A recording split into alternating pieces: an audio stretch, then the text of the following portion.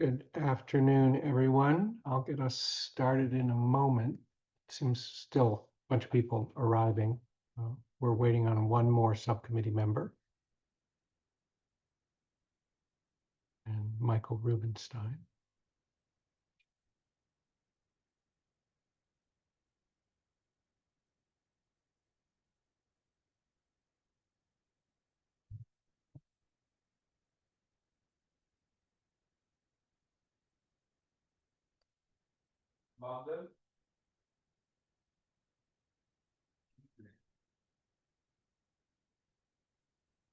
Well, it's 2:02, and I will get us started. Today is Thursday, April 23rd, 2026. My name is David Pollock, and this is a continued public hearing of the Land Use, Zoning, and Sustainability Subcommittee of the Brookline Advisory Committee on the subject of Special Town Meeting 1, Articles 1 and 2, having to do with zoning overlay and memoranda of agreements with in the Chestnut Hill commercial area. And we have a quorum of subcommittee. I'm joined by Brian Ladd, Carlos Ridjuejo, Linda Pelkey, and Kelly Hardebeck, who's just joining us now, and John Doggett and Lee Selwyn are unable to attend today. So this is the full complement. Also joined by staff, Meredith Mooney, Maria Morelli, and Claire Bruton from the Planning Department.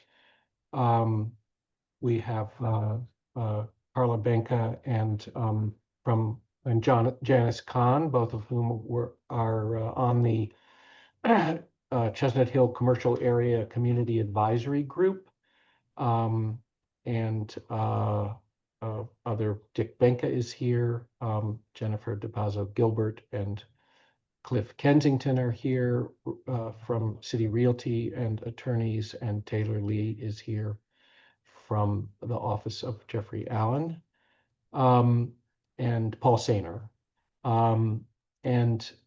Our agenda for today, at least initially, is to go carefully through Article 1, the zoning overlay, and review all of the various amendments that have been in play and have been integrated in whatever way we'll find out, and address questions coming from the subcommittee related to the zoning, Article 1, and then do the same thing with Article 2, though Article 2 is simply an authorization for the select board to enter into agreements. So in terms of Article 2, what we're actually going to be looking at is changes to the draft memoranda between City Realty and Brookline. And Meredith Mooney is going to walk us through the Article 1, the zoning, and then I believe Michael Rubenstein will walk us through proposed amendments to the articles of the agreements. So Meredith, I need to make you a co-host. And I think pretty close to current documents have been either posted or recently circulated to subcommittee, but they not with enough time for anybody to look at them. And we're gonna, just so you have them, but we're gonna be going through them in detail in any case. So any questions before we get started or as we get started? Linda, if you're talking, you're muted. Yeah, I just wanted to ask what you think about, should we vote on amendments as they come up, or how do we want to proceed with that? I think that let's see if any of them are controversial, to the extent that they seem to be, for instance, most of them I gather are adjustments that were proposed by Dick Benka and that have either been integrated as proposed or in some fashion that seemed to be the the right way to do it. And so to the extent that they all seem copacetic and that they're good improvements and that we're fine with them, I think we can just move on. Okay. And so that by the time we get to the end of the zoning, hopefully we have a very short list of issues that we're not settled with. And then we can see what we want to do with those. Okay. All right, Meredith, take us away. Great. Thank you so much, David. Hello again to members of the AC subcommittee. I know that there's been a lot of documents, as David was talking about, flying around, even with the past couple of days. So my goal is to kind of walk you through the substance of those proposed amendments and sort of the evolution of our companion document to the zoning bylaw, which is sort of the proposed friendly amendments. So sort of in categories, there are staff initiated amendments. Then there's an amendment from Janice Kahn and several amendments from Dick Banka that, were already incorporated in the most recent draft, which was version 5, which was approved by the planning board after some tweaks at their meeting last week on April 16th. And there's been some back and forth, some additions proposed by Dick earlier today and last night, and we're prepared to circle back to those. So I've got a handful of slides here. I just wanted to sort of introduce each of the amendments and their origins, and then we'll pull up the track changes document just so you have a little bit more context before we go straight into the Word document. So staff proposed friendly amendments. These were amendments that we presented earlier in the month, and that the Economic Development Advisory Board was the first board to review and approve. So there were some changes that we made in terms of the wording regarding the minimum commercial requirement when in the context of phase redevelopment scenarios. And we, mostly we're anticipating that, in phase redevelopment, particularly in the larger districts, developers are going to want to front load the residential piece and then follow through with the commercial. However, in the event that a developer wanted to go in reverse and front load the commercial development portion, we just made a slight tweak to the language so that they would be able to follow through with residential phase later on. That would be sort of a separate phase, but would still, as a whole, have the project minimum commercial requirement above the minimum 51% required. So that was just a small adjustment. The second edit was to address the Scribner's error. There was a term about effective commercial ratio that doesn't exist in the rest of the zoning, so we just replaced that with the appropriate term. And then I think the most substantive proposed change in the friendly amendments initiated by staff had to do with the tree canopy requirements. And I would also note that Janice Kahn, in earlier conversations regarding a proposed consensus amendment, had also advocated for this amendment as well. So as the zoning was written, we had proposed that in meeting the tree canopy requirements on some of the larger sites, there would be the ability for developers to meet those tree canopy requirements in part through a payment in lieu. We have now struck that requirement, and so that the developers will need to meet the tree canopy requirement on site. There is the flexibility that they could also meet the requirement off-site within the public way, within the overlay district or within 1,000 feet of the overlay district, but for every 1 square foot of tree canopy coverage, it would be doubled if they were going to meet that requirement in the public way. And then another kind of smaller amendment, but an important clarification, is the requirement that the tree canopy be met at ground level.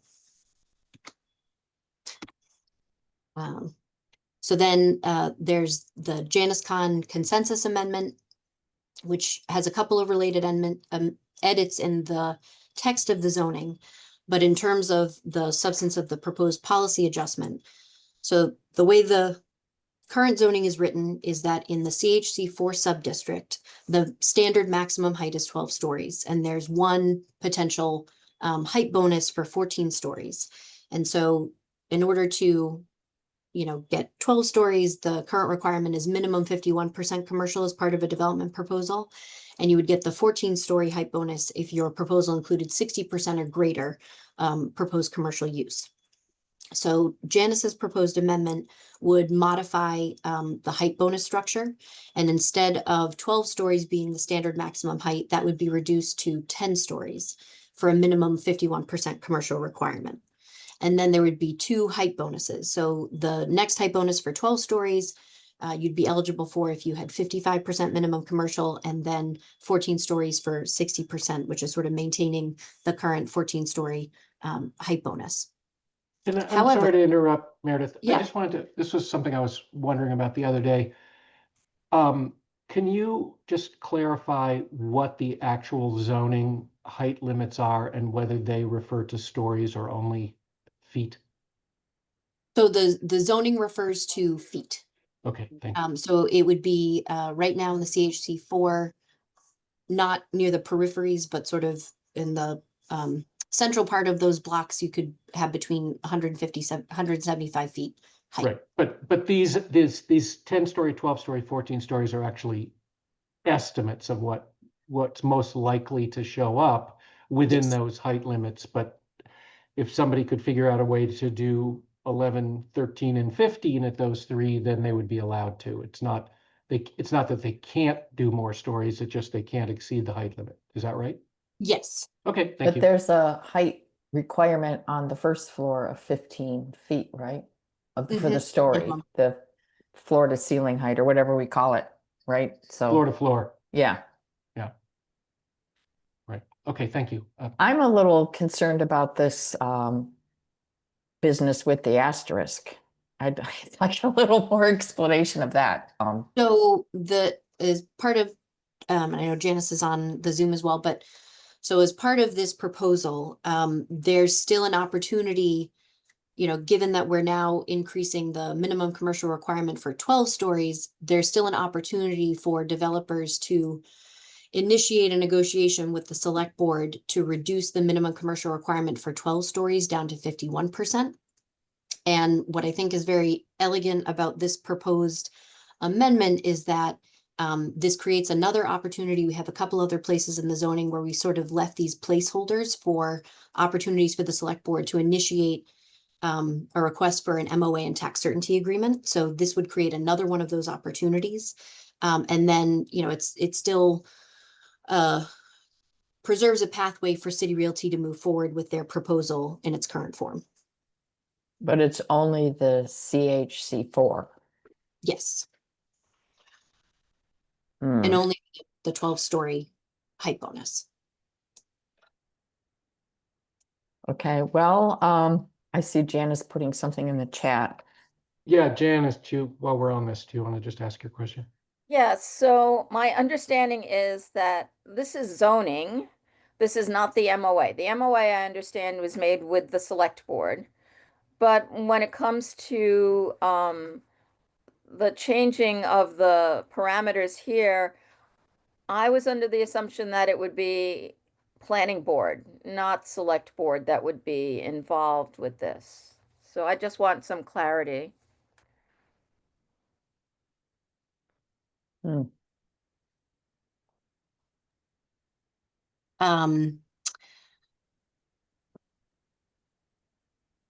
So could you repeat the question? It was, sorry, Janice, could you Okay, repeat? so this is zoning. Typically zoning, any changes in zoning are handled by planning board hearings and then ZBA, not typically select board. So I'm wondering, my assumption was that it was going to go before the planning board, who would then have the option of anywhere from 54 to 51% effective commercial. So So I'm just a little confused, yeah. Meredith, do you want me sure. to? So Janice, the difference in this case and the other cases where the select board is referenced in the zoning is all of these waivers are pursuant to an agreement with the town, and that agreement comes through the select board. the planning board wouldn't be negotiating an agreement in exchange for this waiver. That would be the role of the select board. And that's why this and the other places in the zoning are reference agreements with the select board and not the planning board. All right. I Thank- guess I haven't heard the case for needing this flexibility here, so just as a placeholder for comments. David, Sure. I also have another question. The commercial percentage, that is mentioned, is that the bona fide commercial percentage, or is it the actual percentage? No, it's the commercial? calculated one, It's the effective. the effective, exactly. Okay, so it could be much lower than 51% in actual percentage. Yep. Thank you. Okay, Meredith, why don't you continue with your introduction?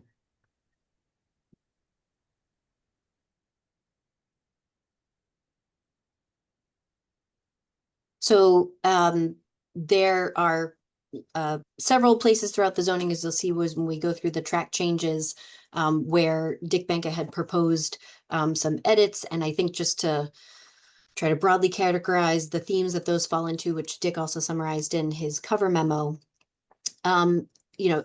there were amendments to underscore and clarify an existing requirement in the zoning, saying that once someone uses the zoning overlay and they create this commercial square footage, that commercial use needs to be maintained for the life of the building. So there are lots of places in the zoning where we've underscored that and clarified that. There were also several amendments made to the setback requirements section and the setbacks table. So the setbacks table and the setback requirements are really in relation to key streets throughout the study area, as well as the zoning overlay boundaries itself. And so Dick had very correctly picked up on the fact that the overlay zoning was silent on rear and side yard setbacks, and therefore the rear side yard setbacks that exist in the base zoning would dictate the setback requirements, which is absolutely true. So we added that clarification. And then we also specified that those setback requirements can also be reduced by special permit. And Meredith, then, sorry, yeah. Can you talk a little bit more about point number 1 when you have a chance? Sure, I think it would be once we get into the track changes of the zoning, we can maybe circle back to that. Unless you had a. No, that's fine. Thank you. All right. And then there was also concern about the setbacks from what are the T districts in the base zoning. So it's sort of the northern boundary, eastern boundary, and then the southwestern boundary of the overlay district. And there was this request that the overlay zoning should be sort of mirror the existing setback requirements for in relation to those sub-districts. So we incorporated that, and then also added the provision that those could also be reduced by special permit if the planning board felt that was appropriate. And then finally, there was a request that there be a restriction on new curb cuts and vehicular connections to Heath Street. So something, as a lot of people on the call who were members of the community advisory group or participated in those meetings are very aware of, is there was a lot of discussion in public comment during community advisory group about, concerns about a new vehicular connection from Boylston Street and Heath Street, the potential for that to add a lot of traffic onto, Heath Street, which is something where people really felt strongly about preserving the existing character of Heath Street and trying to shelter it from this impacts of the development as much as possible. So what we had included, which was originally in the MOA, and then it was codified in the actual zoning language, is that no new curb cuts would be allowed on the west block of the CHC4 subdistrict. And that was sort of in direct response to community requests and something that City Realty was willing to agree to, and sort of restrict all of the site circulation to internal site circulation connecting to Boylston Street. So Dick had raised the point that, there was equal concern for the potential for new curb cuts and vehicular traffic onto Heath Street if there's development on the east block. And I do feel like the blocks are very different in terms of potential development requirements. And if we're talking about the growth company's property, they're going to be a lot more constrained in terms of their site than City Realty is with the Chestnut Hill Office Park. That being said, sort of in the spirit of compromise, we did adopt that proposed amendment and say that the zoning dictates that new curb cuts are restricted along Heath Street for the entire CHC4 subdistrict. However, by special permit, new curb cuts could be allowed by Planning Board, Zoning Board of Appeals, pending approval from DPW, Director of Transportation and Engineering. So those were sort of what we had resolved and what were reflected in terms of the friendly amendments that were circulated yesterday, earlier, prior to this meeting. And last night and earlier today, there was an additional set of proposed amendments from Dick regarding providing sort of a clear requirement about, when developers would be expected to fulfill the minimum commercial requirement in the commercial districts. And I think we're concerned about the proposal for revoking the certificate of occupancy for the building that would have been constructed first. Had a lot of concerns about that in terms of sort of, negative consequences in terms of the goals of incentivizing new development, and then just practical considerations about, if we went forward with that and what kind of a situation would the town find itself in if we were in the point of having to actually enforce that. But and it's certainly open for discussion, but it seems in a revised amendment, that requirement or that penalty was removed. And I think that sort of the spirit and the concept of the most recent version that Dick has proposed regarding this particular issue is something that staff is willing to move forward with. I still have concerns about, the proposed 5-year timeline, but I think, it seems reasonable and something that we can move forward with this at this time. However, as it's school vacation week, Jonathan Simpson is spending some well-deserved time with his family this week. We don't have the benefit of having a final read from legal on that. So I would, just want to say in concept, we're supportive of the version proposed as of 12:04 earlier today, but would like to have the chance to run it past Jonathan Simpson before we finalize the language in the zoning. And Have then, they all been approved by the moderator? yes, great question, Linda. So all of the most recent friendly amendments in V5, and then Dick, I think you had said that Neil had signed off on. Yes, Neil did approve my proposed amendment of yesterday. He deemed that in scope.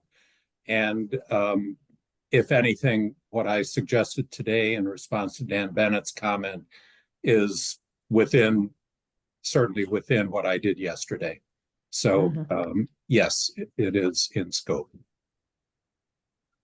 So this is just a tally of board committee review and positions on the zoning up until this point, but I wanted particularly as a reference for the different versions of the proposed friendly amendments. Certainly the most current action on the proposed friendly amendments was taken by the planning board at their meeting last week in approval of the version that staff had shared with the subcommittee in the lead up to this meeting. And then HAB and EDAP had also supported earlier versions of the friendly amendments, but are not, haven't taken positions on versions 4 and 5. And we're gonna go through all of the amendments. We can take note of ones that may have already been voted by other boards, but we're gonna go front to back and make sure subcommittee's comfortable with everything. Dick? Yeah, if I might, there, in addition to what I suggested, Michael suggested a change in the language that I had suggested. I had an introductory phrase that I inserted in an effort to respond to the fact that City Realty had already entered an MOU with regard to its rezoning. Michael suggested taking that phrase out and substituting a couple of sentences at the end of the paragraph. I see that Jennifer is on the line, and just with respect to those changes suggested by Michael, if we're going to go forward with those, I would ask. I'm agnostic as regard to those, but I would want to make. We are too, Dick. We are too. You're okay with them? Whether Okay. it's in the beginning or at the end, it says the same thing, and So we're you saw okay the with it. yeah. Okay. Good. Okay. But I just And wanted to. I think probably it'll be best today to go change by change. Yeah. And I- talk about I them just- when we get to them. Yeah, I just wanted to make the point that there was something else in play beyond what Meredith just alluded to. Great. So I'm going to enlarge the screen here. Okay, is that One more step. I think you can probably get it a little bigger. All Everybody right. okay with that? Yeah. Great. okay? So here we are in the warrant article language. So with the exception of the most recent amendment that we just discussed, all of those other friendly amendments are represented as track changes here. So we're just going to walk through step by step. So this first amendment here is in reference to the Janus Kahn consensus amendment, reflecting 10 stories as the standard height in the CHC4.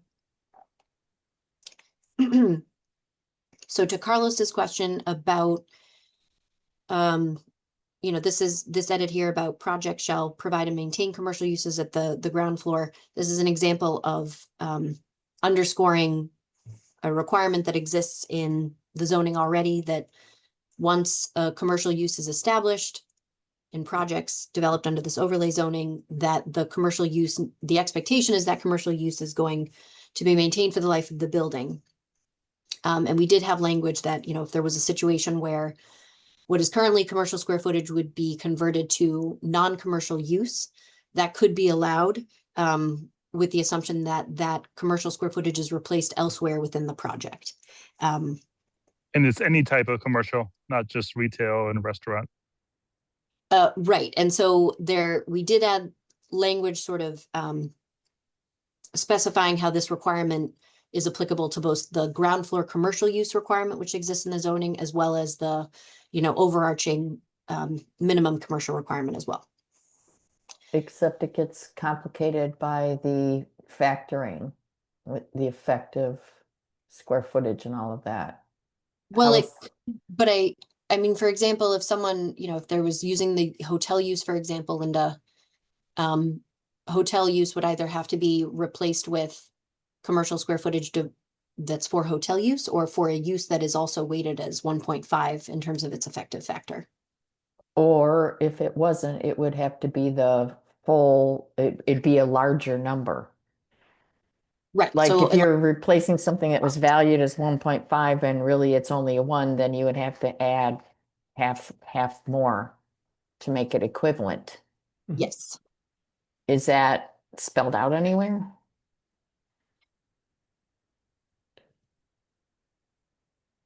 It's a good question. It's in section C.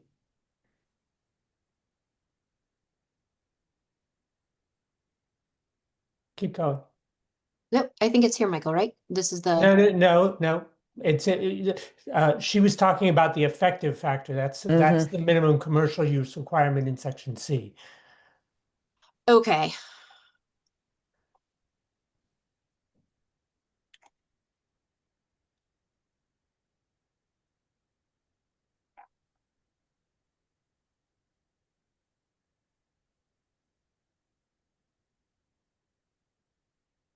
So conversion of a space from commercial use to non-commercial use shall be allowed only if the amount of the displaced gross floor area devoted to commercial use is relocated elsewhere in the same project, and the effective commercial gross floor area does not fall below the minimum or bonus threshold if applicable required for the project. Right. So I do think this language addresses. Kelly, you have a question? Sure, just a quick one about language. I was curious about why maintain and not preserve was used. Just as I read it, maintain seems to me more to do with regular upkeep. And really what we're trying to do is preserve the commercial use. So just curious about the language, that's all.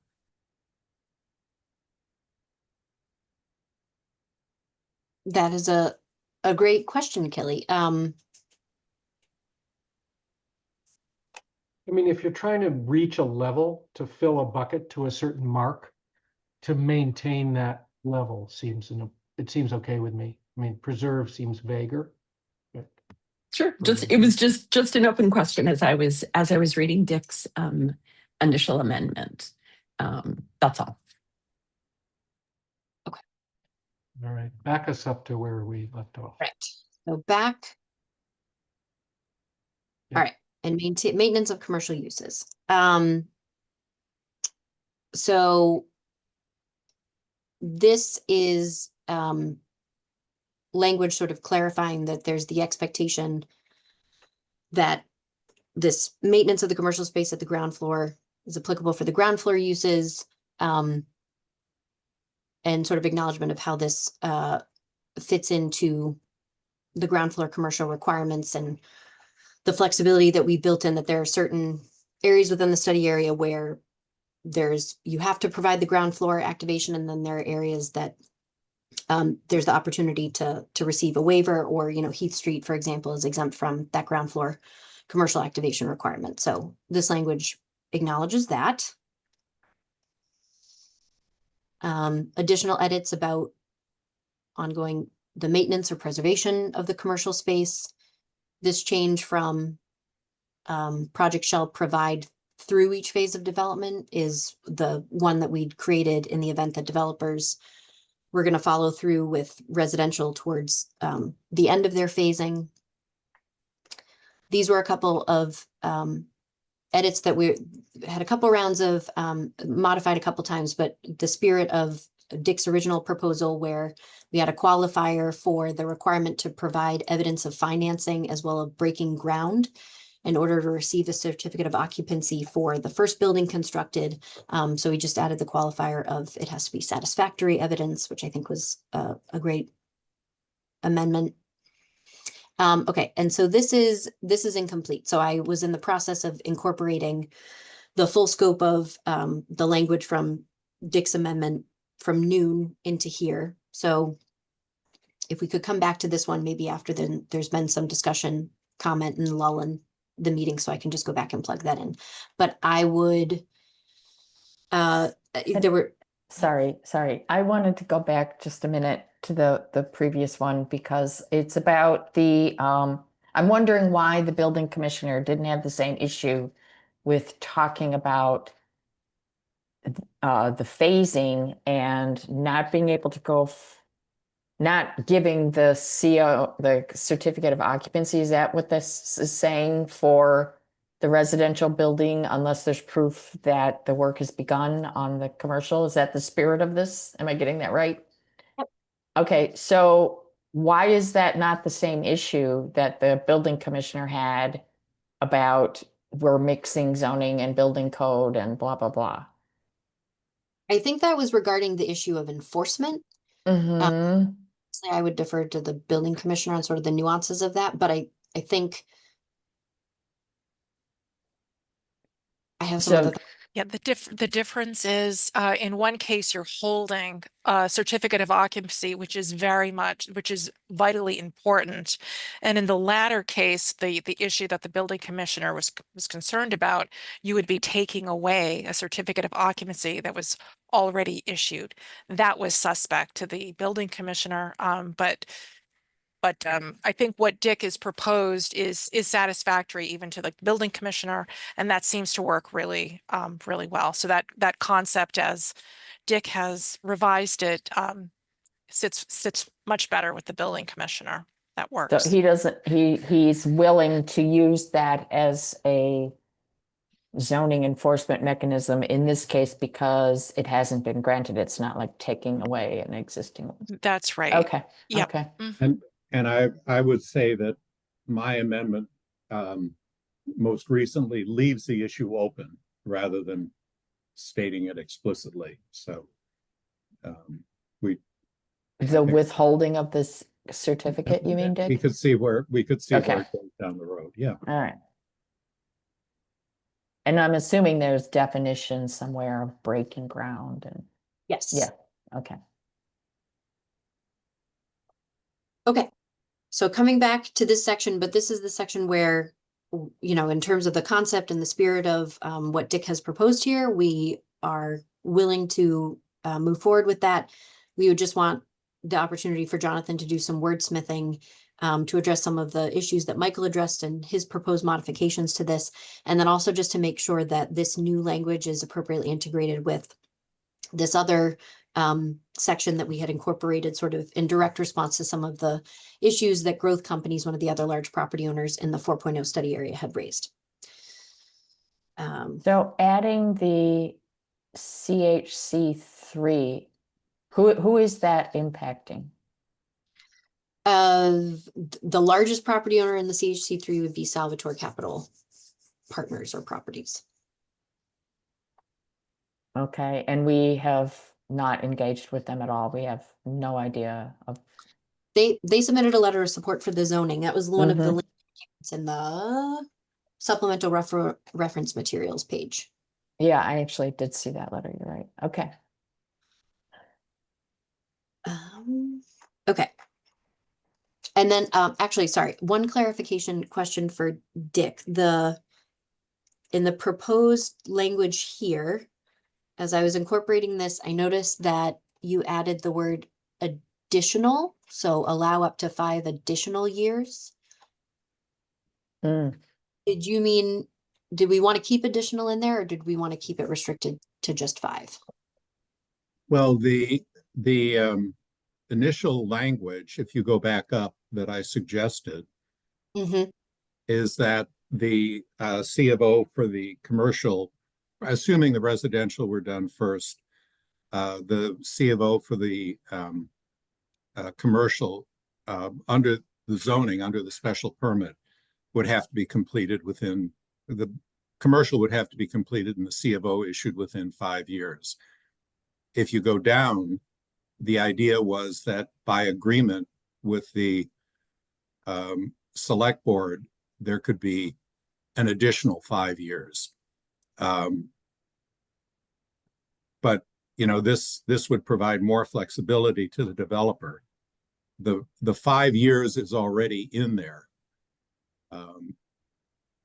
Right, but I do think that these 5 years reference different things. So this section gives the flexibility for, let's use the example of Growth Companies, that when they complete their residential building on Heath Street, they could get up to 5 additional years to provide that evidence of financing and breaking ground. And so I think in the case where they received that relief, that we would just need to make sure that they also had extra time to meet this requirement of completing meeting the minimum commercial requirement. No, and that was my intent. If you, I see where your cursor is. If you move your cursor down a little bit right there. Yeah.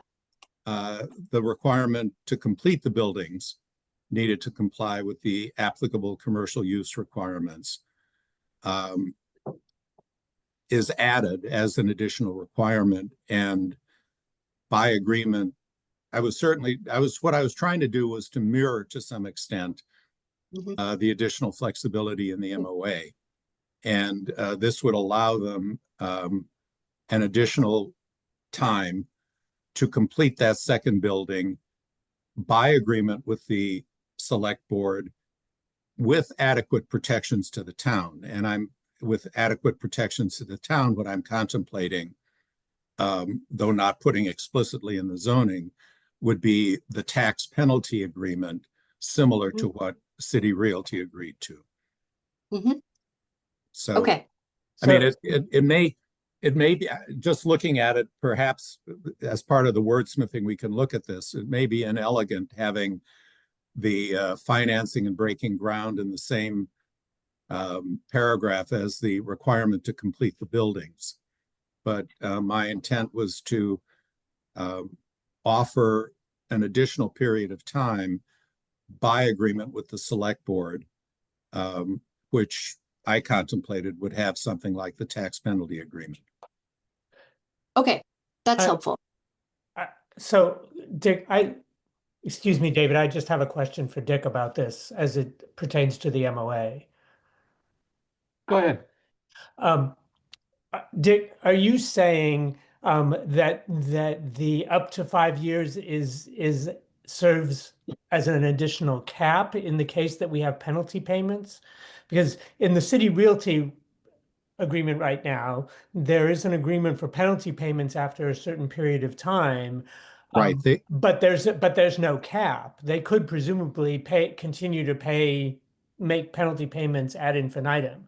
And so I'm wondering whether you're intending your language to be exemplary just as an example, see. or are you thinking of it as being restrictive? No, I understand the question. I was certainly thinking of it as allowing an additional 5-year period to complete the buildings needed.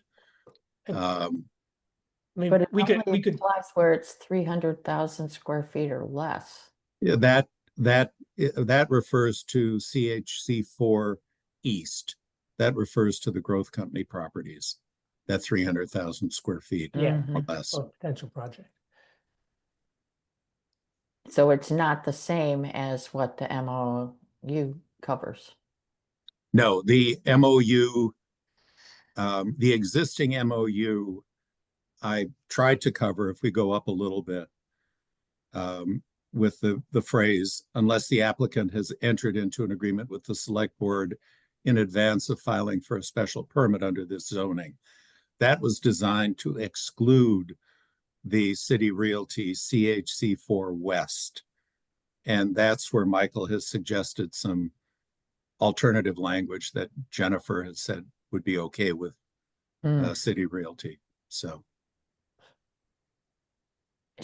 I guess from our perspective, this is still being wordsmithed, but in general, are we in favor of this?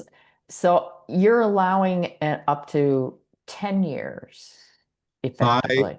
Well, it'd be up to 10 years with agreement with the select board. And my certainly what I was contemplating here would be that after, if it was extended beyond 5 years, if the commercial building was not completed and did not receive its C of O within 5 years, the select board would require, in order to grant the extension, would require protection to the town.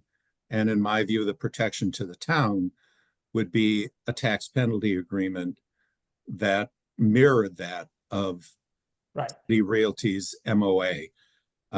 And, you know, I've been beaten over the head by Jonathan Simpson that I can't put that into the zoning, but that is the adequate protection to the town would be in the hands of the select board. And I would hope that they would mirror what they did with City Realty.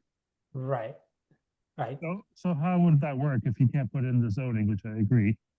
It says that the 5-year, the requirement to complete buildings needed to comply with the applicable commercial use requirements, which by virtue of the previous redlined area is 5 years, may be temporarily waived through an agreement with the town through its select board, and the agreement with adequate protection to the town could allow up to 5 additional years for that to be completed. And what I was contemplating was that the adequate protection to the town would be a tax penalty provision similar to the one that City Realty has. Do we think that we can force an MOA through zoning? No, I mean, the alternative would be if they did not agree to that MOA, they would be in violation of the special permit, and they would be subject to zoning enforcement under 40A. Right, but what I'm asking is, has Jonathan seen the part where it forces an MOA if they want an extension? I mean, it does not explicitly force an MOA. It says with adequate protections to the town. That's it. Well, it says an agreement. Yeah, Right. so The reference to an agreement, my understanding is, and we have this reference to an agreement in a couple other places in the zoning as well. It's also part of the Janice's amendment. So referencing some sort of an agreement is not problematic. It's sort of this, if you're trying to be more explicit about like what the terms of that agreement might be. So the idea is that we're creating opportunities for a future select board to negotiate the things that Dick has referenced, but then also, you know, maybe push for tax certainty as well. Yeah, then this does not even deal with the 95-year tax certainty agreement. But you know, the problem is that with regard to everybody but City Realty, City Realty has put the MOA virtually in place. I'm not sure of the exact status of the negotiations at this point, but it certainly has is close to, if not in final form. And none of that has been done with regard to any of the other sub-districts. And that, to my mind, is something of a problem, and something that we're trying to deal, or I'm trying to deal with here. I agree. I think that's my concern, is that there is enough in place for the City Realty area, but not necessarily for the other areas right now.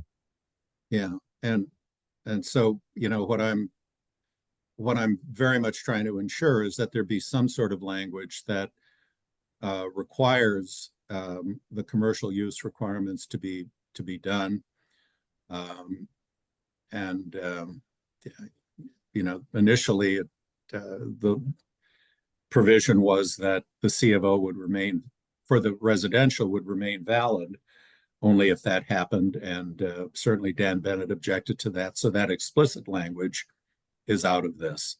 But the push for the agreement doesn't kick in unless they're delayed more than 5 years.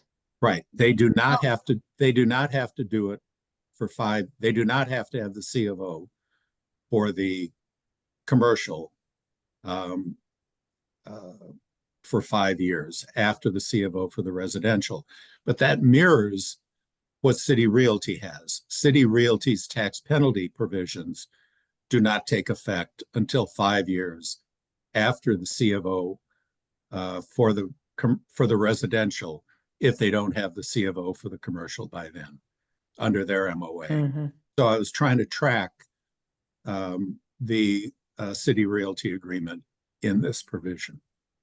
So the difference would be that the City Realty has a tax certainty, and here, if they build it before the 5-year extension, then they wouldn't need to agree to that, even if we wanted to. Yeah, you wouldn't need the commercial if the growth companies had the commercial online 2 years or 3 years or 4 years after they had the C of O for the residential. They would have satisfied the special permit requirement, and we'd be happy as a town in terms of commercial revenue. Unless they sell it to a nonprofit. And, you know, then you'd have that 95-year tax certainty issue that City Realty has agreed to. This does not deal with that in any way, shape, or form. Well, sorry. So just in terms of a sequencing question, Dick, I think something that we are going to have to talk about with Jonathan is I don't know to what extent we could talk about this opportunity for a developer to enter into an agreement if they're already, I think the way you were describing it, it sounded like they could have received their special permit and then things weren't working out the way that they had intended, so that they would go back and have a negotiation with the select board. Was that the scenario you were talking about? Because I was under the impression that sort of before they go into apply for their special permit, there's a negotiation with the select board to provide, you know, relief in whatever areas the zoning that we've identified. The select board could provide that, and then that would be given to the zoning board of appeals and planning board as a point of reference. But like, is that the scenario? What was the sequence you were thinking that this? Well, I'm just looking at the language. I suspect it could happen before or after. And just, you know, look at the language without any amendments. The language as originally drafted, the requirements to provide evidence of financing and of breaking ground before receiving a temporary or permanent C of O for the earlier building constructed may be temporarily waived through an agreement through the select board. Doesn't really say when that agreement could occur. And I didn't change that language. So. Well, I mean, I guess maybe the next sentence prior to submittal of any application. Sorry, Yeah. Yeah. So that I think we would, okay, if we're going to adopt this, I think we would have to make this a prerequisite. Like they couldn't be midway through their project and then look for this negotiation. I think we'd have to Well, say. I don't, yeah, I mean, that may be a substantive question of how much flexibility you want to provide. Well, And you could, actually, if you had it at the beginning, it would probably be more protective to the town if they had to reach that agreement with the select board. Yeah. Okay. Right. Otherwise, it takes 5 years. I mean, it takes for them to go to the extension to provide it. But I mean, are we sure we can do this through the zoning? I mean, has Jonathan seen this last version? No, Jonathan hasn't seen this last version, but in terms of, so we do need him to look at this language to give it the legal review, but in terms of the concept of referencing an agreement with the select board to provide some flexibility in regarding some aspect of the zoning, that is something that Jonathan has said we can do and appears in other parts of the zoning as well. Right. Okay, David, in that case, I don't think we can vote on this until Jonathan has seen it. Well, we can, that may be, I don't know that we have to answer that question at this moment. I think we can drive on, and we definitely have this whole page flagged as being, kind of up in the air. I agree with that. Linda. yeah, I just wanted to ask, I'm confused about, you mentioned growth companies. This covers growth companies, the CHC3, because that's why I asked that question before about whose land is this? Sure. No, I'm my understanding is that the language for projects in the CHC4 subdistrict with a combined gross square footage of 300,000 or less, that covered the growth companies, and I've taken that as a given. Okay. Please clarify that, Meredith, if I'm wrong with that. I'd like to ask a question that this is the question I heard Carlos, sort of the subtext of Carlos's question. This is what I heard, which is if a future CHC4 landowner decides to utilize the overlay and build a very large medical office building that uses the bonuses and all of the height allowances,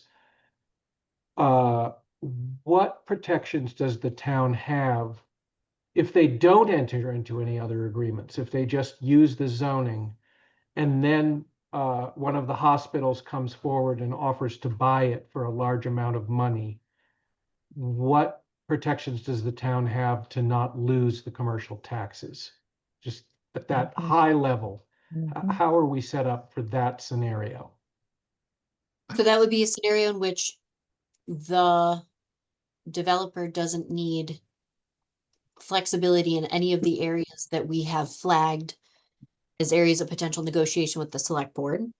Right. And then they build it, based on the parameters and here through special permit. There would be no protections for the town in that example. Okay, so now that does raise a question of whether you could put some sort of requirement. You could have a tax certainty agreement provision in a special permit. That's beyond my pay grade. The tax certainty agreement is one of the MOA items. And it is similarly, it has to be voluntary. So it's not something that we could reference in the zoning. So one of the issues that we would run into is that a lot of us are thinking, okay, so we're giving bonus, we're giving them more, using a factor to increase the value of the commercial square footage, and then giving them a bonus because at the end of the day, we're going to get more tax. If we don't have the tax certainty and what David says happens, and at the end we've allowed a building to be larger than it would normally be, because we thought we were going to get the tax from it, and at the end we don't. So that's an issue that I would have is that anytime you hear the word bonus, it has to be a bonus for both sides. It can't just be a bonus for the developer. And right now, it's just a bonus for the developer if we are not guaranteed getting more commercial revenue or tax base, increase the commercial tax base for that reason. Okay, all right, maybe we should move on for now and we'll flag that one. Okay, so track change, this is another clarification about the maintenance of the commercial use. This is a callback to that earlier section about the maintenance of the ground floor commercial requirements. Scrolling ahead through the definition section, this is one of the staff initiated amendments replacing effective commercial ratio with the effective commercial gross floor area percentage, which is the correct term referenced in other parts of the zoning. Continuing through the definitions, through the proposed uses. So in the setback section, so this is the language that clarifies that the rear and side yard setbacks in the underlying zoning districts are applicable here, or they're applicable in all of the sub-districts except for the CHC4, because we already have language that kind of addresses the setbacks aspect in that sub-district. And then also have the language here may be reduced by special permit. And then into the setbacks table. So we have agreed to increase the minimum setback requirement, which had been proposed at 25 from the southwestern border. So this isn't the westernmost boundary, but it's as it's sort of connecting to Heath Street. So that's been increased from 25 to 40-foot minimum setback. On the easternmost boundary, so this is the block that runs in the neighborhood mixed use that runs from Hammond Street to Dunster Road. Can I just ask about the southwestern boundary? That's basically the Heath Street it's building C.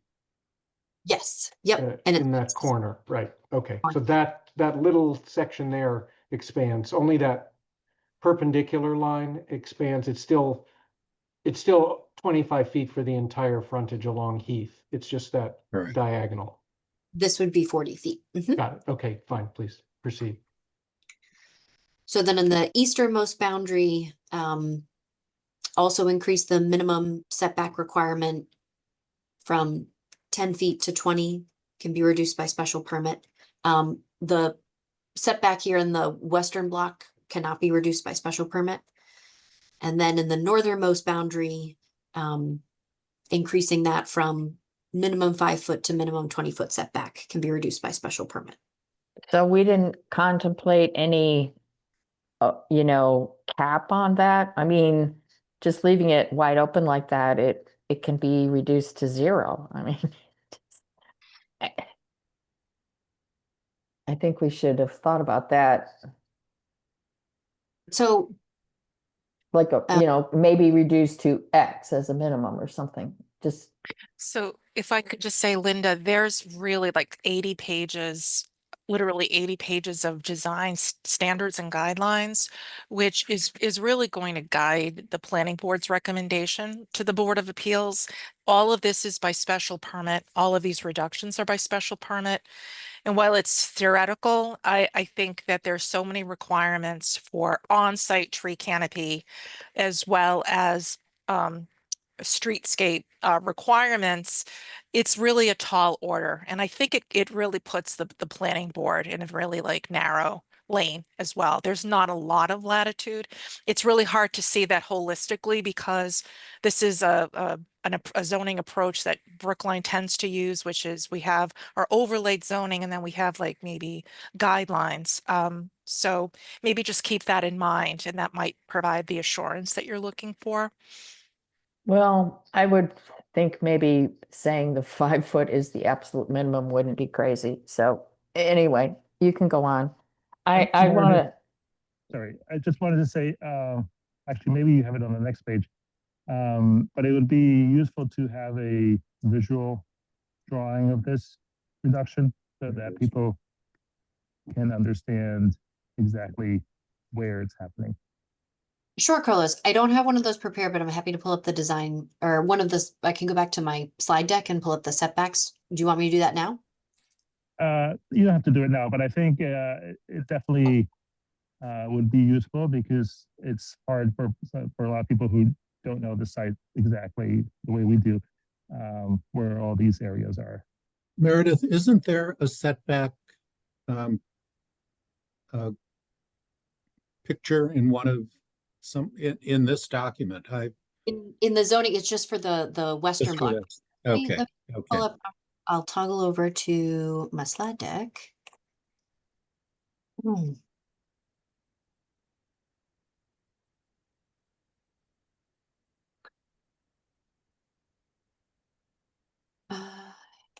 Setbacks. Okay.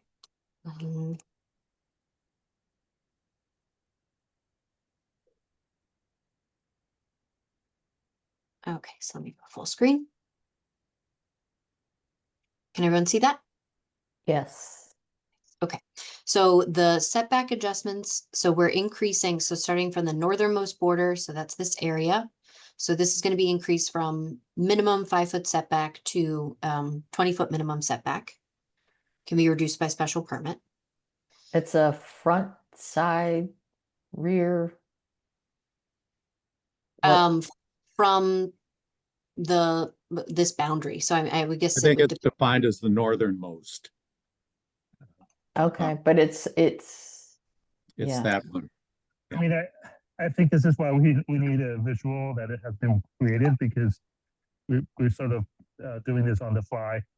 Yeah, I mean, and it's just hard to visually see yeah. the amount of setback too. So I would just ask you to consider a drawing that shows the existing setback and the proposed setback.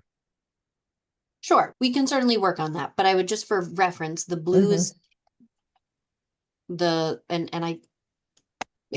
so the purple is currently representing 5.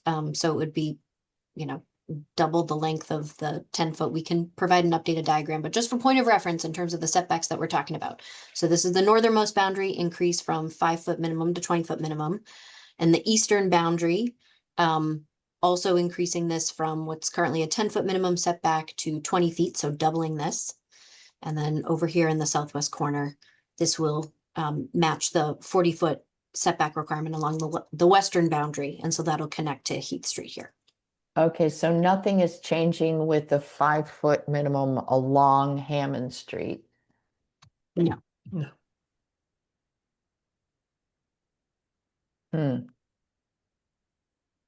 I guess I'm not sure what I think about that. Aren't there some homes right there in that district already? Or You're talking about Well, Linda, I think Hammond? that's where the edit about or referencing the underlying zoning setback requirements that's applicable. So that would cover scenarios where there was development interspersed amongst Yes. pre-existing buildings. Exactly. And I've noted before that I think, if we want to increase the usage of Route 9, or I would prefer to call it Boylston Street sidewalk areas, that if we have a cohesive setback, regardless of the height,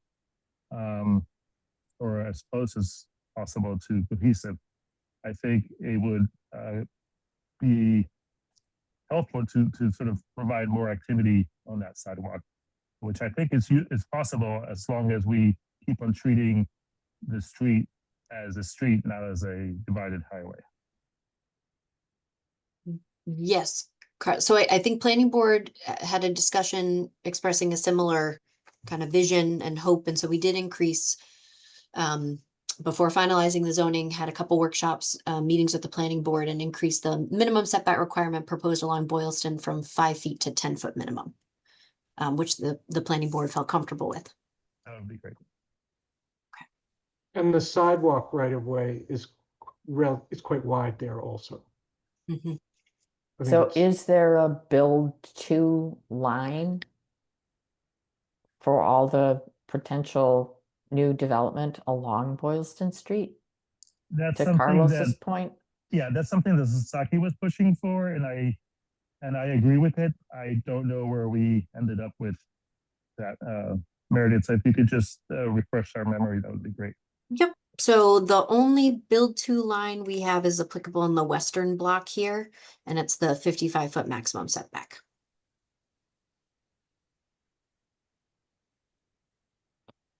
But you still have the ground floor retail requirement for these other northern edges as well along Boylston, right? You had the diagram with the darkened areas where the ground floor commercial was required. Yes, let me see if I can. I mean, to be clear, what we're talking about the CHC4 East block and the CHC3 block on the northern side on Boylston Street, which currently has a sidewalk right of way that could change in the future with Mass DOT and everything, but there's about 15 feet of sidewalk, if I recall correctly. I'm not quite sure. And then that was, Meredith just reported that the setback, minimum setback requirement is 10 feet. And then the question that's been raised is, should that be a build to at a 10-foot? It's a good question. I think it's a valid question. I wouldn't worry too much if we have a commercial requirement about people wanting to build to that line and get a decent sized shop built, because those parcels are relatively, shallow. And so. Right, but you just changed, what I'm getting at is that you just changed the setback for one section of it, and yet we just heard the goal of having the consistent sidewalk width throughout the whole area. But CHC4 West, the City Realty property is, that ship has flown. They have in order to manage traffic, they've had to introduce a roadway onto their property. So we're not going to have the storefronts right up by the sidewalk for that whole expanse. So then it's the Tully Street lot is the only piece that's in CHC4 West that has the same question about it. But it's also free, right? Pardon? What? It's also on the CH3. Yeah, that's what I Yes. said. The CHC4 East and CHC3 are mostly what we're talking about, plus the Tully Street lot that Growth Companies owns. So there's Right. no first floor retail requirement for the City Realty part? No, there is. It's just that it's set back maximum 55 feet. It's just back Okay. because there's a roadway there. For Again, the so internal there's an circulation. internal roadway there. Yeah. Right. It's Okay. unfortunately, it's a much more suburban style approach because there's more pavement in there. Right. I mean, I think this conversation brings up something that I felt for a while now, and David, you know that well, that there hasn't been enough discussion past the City Realty law or proposal, and a lot of these, what do we want to achieve urbanistically and for the public realm? That discussion hasn't really happened to the level it should happen for the rest of the area. Could I just because I really do appreciate what Linda is bringing up. The CHC4 is much more campus style with a significant high rise. And if you look at frontage types and even in like form-based zoning, where form-based zoning is applied, and sometimes high-rise districts, you can think of different cities, you have a plaza that's in the front yard. And that's where lots of people can gather. And that's really the theme here. So it's not a suburban style. It's just that the CHC4 is so unique that there are different standards for that front yard, but they are certainly in keeping with attracting people. Even though there's a driveway, there are still opportunities, as you can see from the guidelines, there's still opportunities for the public to really engage with that space. And as you go further east, the blocks become smaller and more shallow, and there really are block scale buildings. They're not very deep lots. You really have no choice but to come as close to the front yard property line. What we were trying to do with the zoning is just ensure that the planning board, had enough latitude to have at least wider sidewalks. But I understand your point, and I think a lot of the answer is in the platting of those blocks as you go further east, Linda. Maria, I'm going to push back on what you just said, because there are actually a lot of examples where there used to be that, because this is not a plaza, it's not a pedestrian plaza, it's actually another driveway space. And the exact example of this is Prudential Center.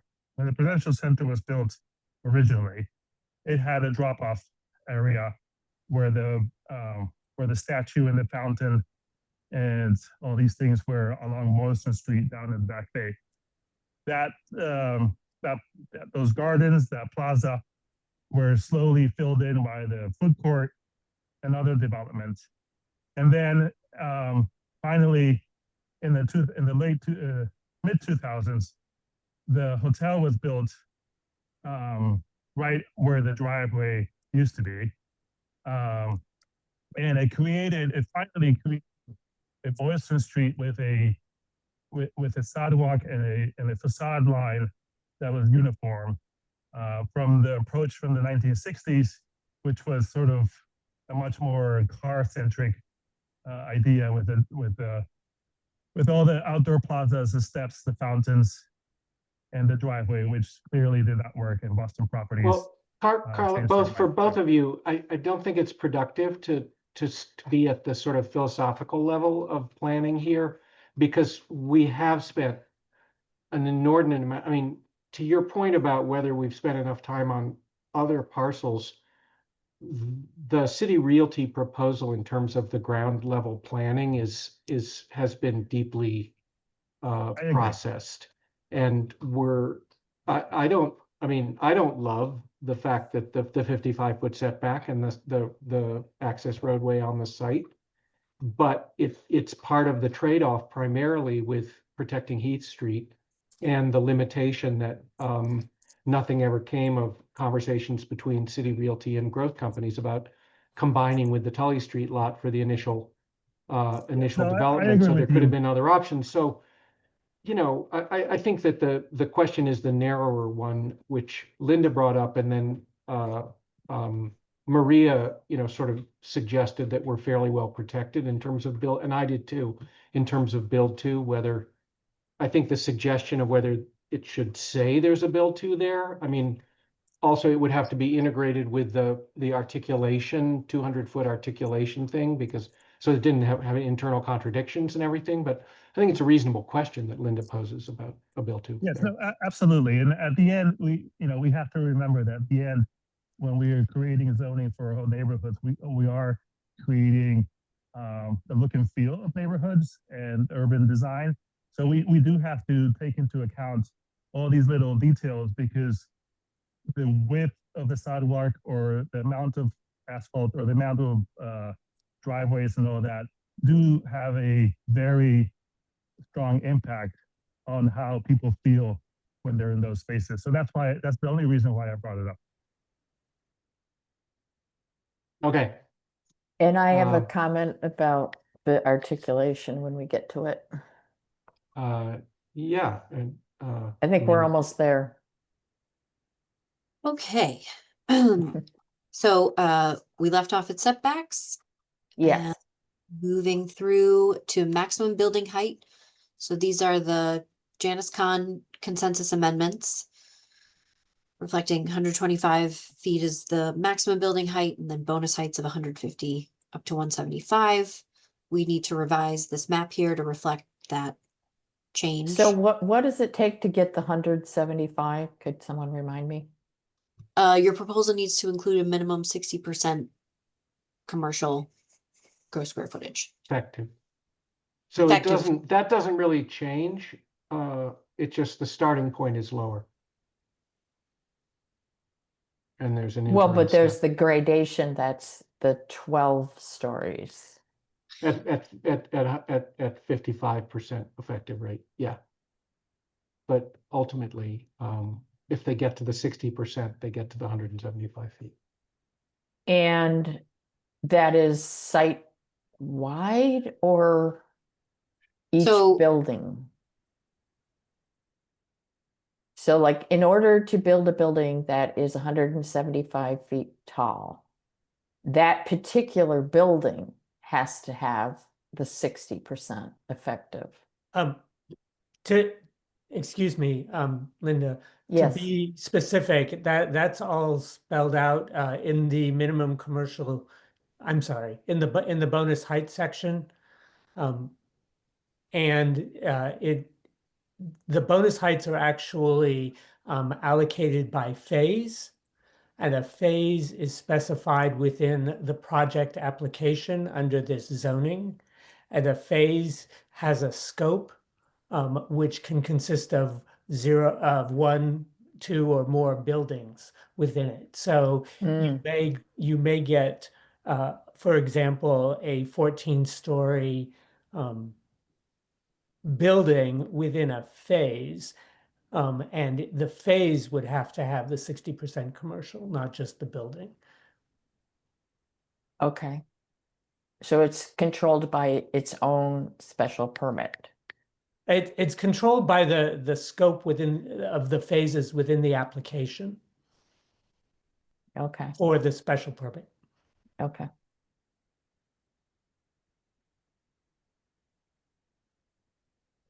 So those are the proposed height amendments, and then this is the revised language in the zoning to reflect Janice's amendment here. This was a Scribner's error that Dick caught. Yeah. Yeah. Yes, this is what, I mean, I can't believe this is our standard, 200 feet. I'm stunned. I just think that's incredibly long. I mean, 200 feet of a solid facade wall. I mean, I went and looked up what it is on Harvard Street. I know scale is much smaller on Harvard Street. I get it. But there it's 75 feet. And then we also specify the depth of the articulation and the minimum width of the articulation.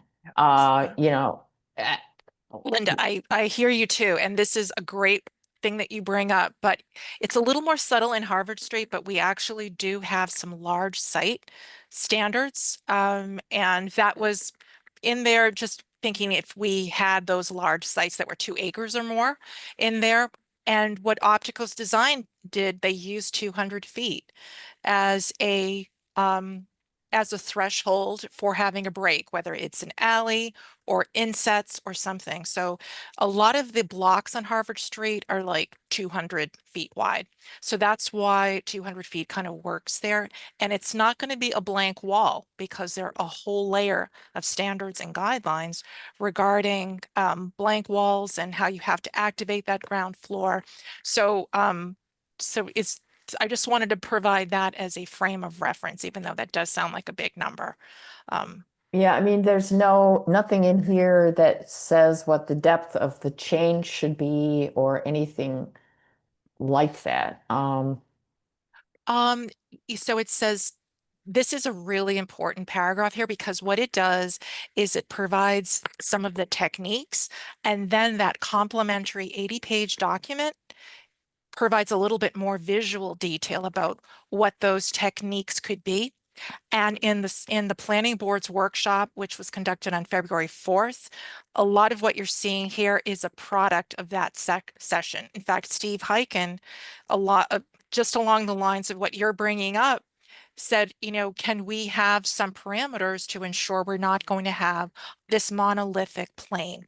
And that's exactly, you and he are pretty much on the same page regarding that concern. So what you see here, inset breaks, so that could be like a courtyard, and then you have parameters for that percentage, like if it's on Boylston Street or Heath Street. And then if you look at the design guidelines, there are also some other techniques as well. So it could be like additional retail. It's another opportunity for like linear retail as well, which is why insets are so nice. Yeah, and I'm seeing the 15-foot and the 65 feet for Heath Street. So it's a little more specific. I just Yeah, don't, I don't have a whole lot of faith in the design guidelines. I'm sorry. I just don't. Okay, I understand. I Yeah. understand. It's just Yeah. balancing the prescriptive with like some latitude as well. It's a balance as you well And so know. we think that the scale of these parcels are such that you really could have a 200-foot wide facade. You well, if you're looking at CHC4 to measure, that's a very, very, very long block. Very long and very deep. So it's really wise to have these parameters. It does bring it more to scale, like the platting of the more, I guess, neighborhoody type blocks, and also some of the things that we were contemplating in the Harvard Street zoning. So totally aligned. Yeah. Is there any reason to have the opening clause in E2, to the comma? I mean, it practically speaking, this is mainly applicable to the west block of CHC4. Well, but it Because- goes on to other places. If you read the whole paragraph, it starts talking about Boylston Street, and then it talks about Heath Street, and But it This only highlights- applies to 200-foot long buildings, which are very unlike that. The further you get from CHC4 west, it becomes less likely to be an issue anyway. I'm just wondering if it isn't just as well to have it be umbrella and say, instead of in one block, just say buildings longer than 200 feet shall, and have it apply everywhere. But Well, I think this highlights the fact that this was developed, after reacting to the project that was there, proposed for there, and also it highlights that it's really about the city realty project and not the other lots, which I agree with Linda. I mean, maybe in the other lots, the distance should be smaller. But since we're taking the city realty lot as the the base, standard, yeah, as a standard, then we end up with the huge everywhere else. Yeah. with pretty much a extra large t-shirt for everybody. No, I wouldn't say that that was the case here. It's just that the CHC4, if you look at the block, if you measure the block, this is really where you would contemplate that. If you're looking at, say, the easternmost block, you already have a condo that's right kind of in the middle of that block. So there are already things that would prevent you from having a 200-foot long building. Think about that easternmost block where half of the block is actually in the National Register District, which is outside of the overlay, and then you have the 6-unit condo. So that is not going to get redeveloped because it's ownership, they're condos. And I do believe that, and Meredith, you can also, just step in. There are other aspects in the guidelines that will help with the modulation as well. I think it's also the fact that you have one property owner who's aggregated a certain number of parcels already, and that's like half a block. So, and that would be less than 200 feet. So they're just existing conditions that made us feel comfortable with focusing on CHC4. Yeah, but how about the north of Brooklyn, Boylston. I'm sorry, That is Carlos. pretty- You're very muffled and kind of hard to hear. Could you say that again? Oh, how about the north of Boylston Street? That lot is pretty, it's pretty long too. And again, I mean, I don't know, just because someone owns something, I don't know if that's the best way to design for the future. I mean, it could be Right.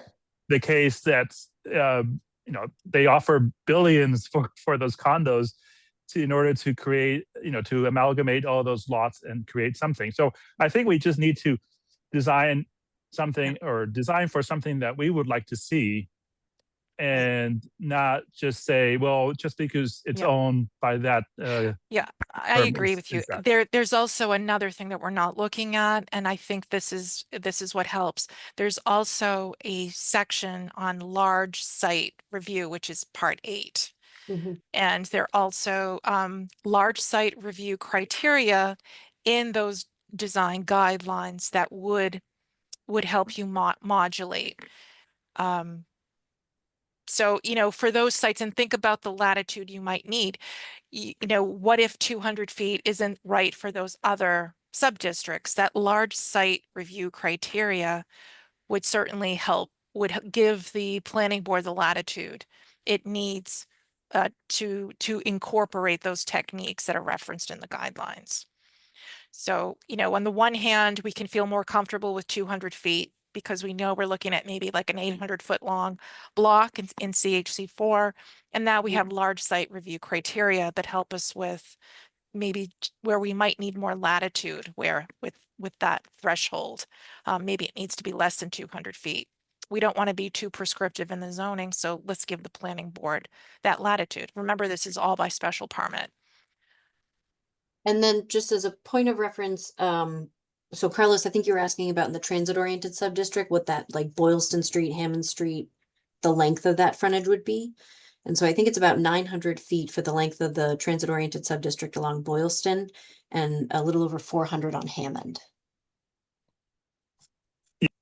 I mean, it Okay. would have been nice to have thought this through a little bit more for the other areas. I have to agree with that. I'll just leave it at that. All right, so you could, Meredith, do take a look at whether it's better or worse to simply apply little 2 II to all buildings that might show up at 200 feet or more versus just in Hill West, in the West block. Strike, if you want to, whether you'd like striking the first 8 words or not. I mean, I don't suppose there's any hope of just making that a smaller number at this point.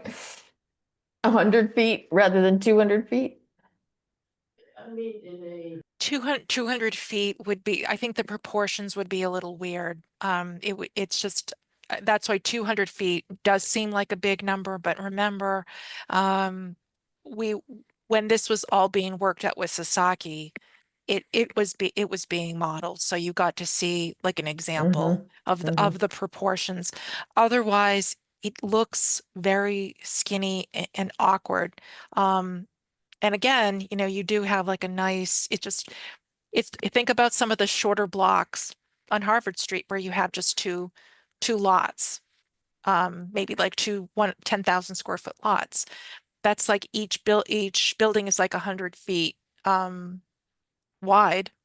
So, you know, just think about having like where you would be putting in an inset that could be really hard for the retail. I'm not convinced, but Yeah, Linda, I'll remind the committee that Sasaki did have, so there was a long conversation with Sasaki about this. They were very insistent of this modulation, and some members of the committee were not. I think they would have actually preferred a smaller modulation from a lot of the conversations that they were having. But I think we ended up with this number because, again, we were reacting to basically the City Realty project, not necessarily urban design strategies. Yep. All right, let's carry on. So next set of amendments, this is the vehicular circulation. So it's applicable to the east block. But by special permit, new curb cuts could be allowed in the CHC4 East block. With engineering transportation Curb director. cuts on Heath Street? Is that what this is about? Yes, yep. So there's a restriction in the zoning, no vehicular access onto Heath Street. It originally just applied to the west block. In response to one of Dick's proposed amendments, we also made it applicable to the entire length of Heath Street in the CHC4. But then you drive a Allow- truck through it with the special permit option. You know, if specified Yeah. appropriate, we still want to leave the pathway open that growth I company. guess I'd like to ask Janice what she thinks. I mean, is Janice okay with this? She's the one protecting her neighbors on Heath Street. Yes, so yes, so I was talking with growth companies during the time when the town was just talking with was talking primarily with city, and they wanted an opportunity to put an apartment building on Heath Street. So I don't know exactly how it's going to work, Linda, because Mhm. what they want to do is put a garage between the apartment building and the commercial businesses that they own right now. So I'm not sure exactly where the Where? Yeah. yeah.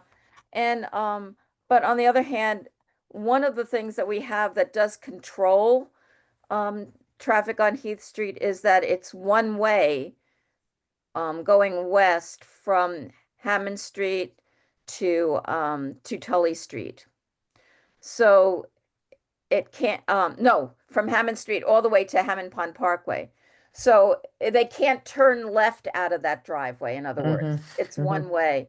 So they could go west and then turn onto Tully, and then from Tully you can go either east or west, or they would continue west towards Hammond Pond Parkway, so, or Woodland Road. So there is a little bit of traffic control with the fact that up until Tully, it's one way from Hammond Street. Okay. I Thank needed a clarification. A curb cut. I'm assuming emergency access curb cuts do not apply. Yep. So there's an exception for emergency vehicle access. Which is what Okay, we and have for that's where? Chestnut Hill Square too. Yes. It's the same Right. thing. Yeah. And where is that? Oh, there it is. Never mind. Okay. And then the last set of amendments here deal with the tree canopy requirements. So specifying that tree canopy requirements have to be provided at ground level. And then we're striking this section, providing the flexibility to provide payment in lieu to meet the tree canopy obligations. And that those are all the proposed amendments. And then I would just point out, I think I missed one of the other areas in the zoning that did this, but talking about sort of placeholders that we have created in the zoning that could create opportunities for the select board to negotiate with developers are also in this section about infrastructure improvements. And we're requiring 2% of hard construction costs, so doubling that compared to what's been required for other zoning overlays. But we have created an opportunity that through an agreement with the select board, so by an agreement with the town through its select board, that infrastructure payment could be reduced down to 1.25% if developers were able to demonstrate that they could effectively mitigate a lot of the vehicular impacts from their project. And, you know, particularly for larger projects, we're talking about that could be several millions of dollars potentially. And so we think that this would be an attractive incentive and opportunity for developers to begin this negotiation with the select board. So can you say a little bit more about exactly what that means, that that the developer would mitigate the plan? Like what examples do you think could happen?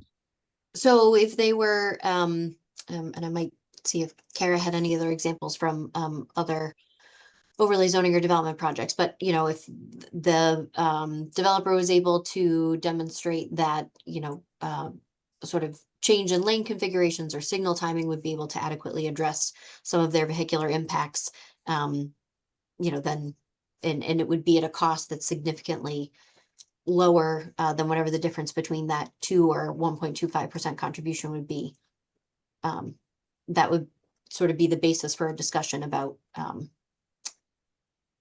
reducing the required mitigation amount. What about So I have transportation? wait, Oh, one sorry. second. So Go ahead.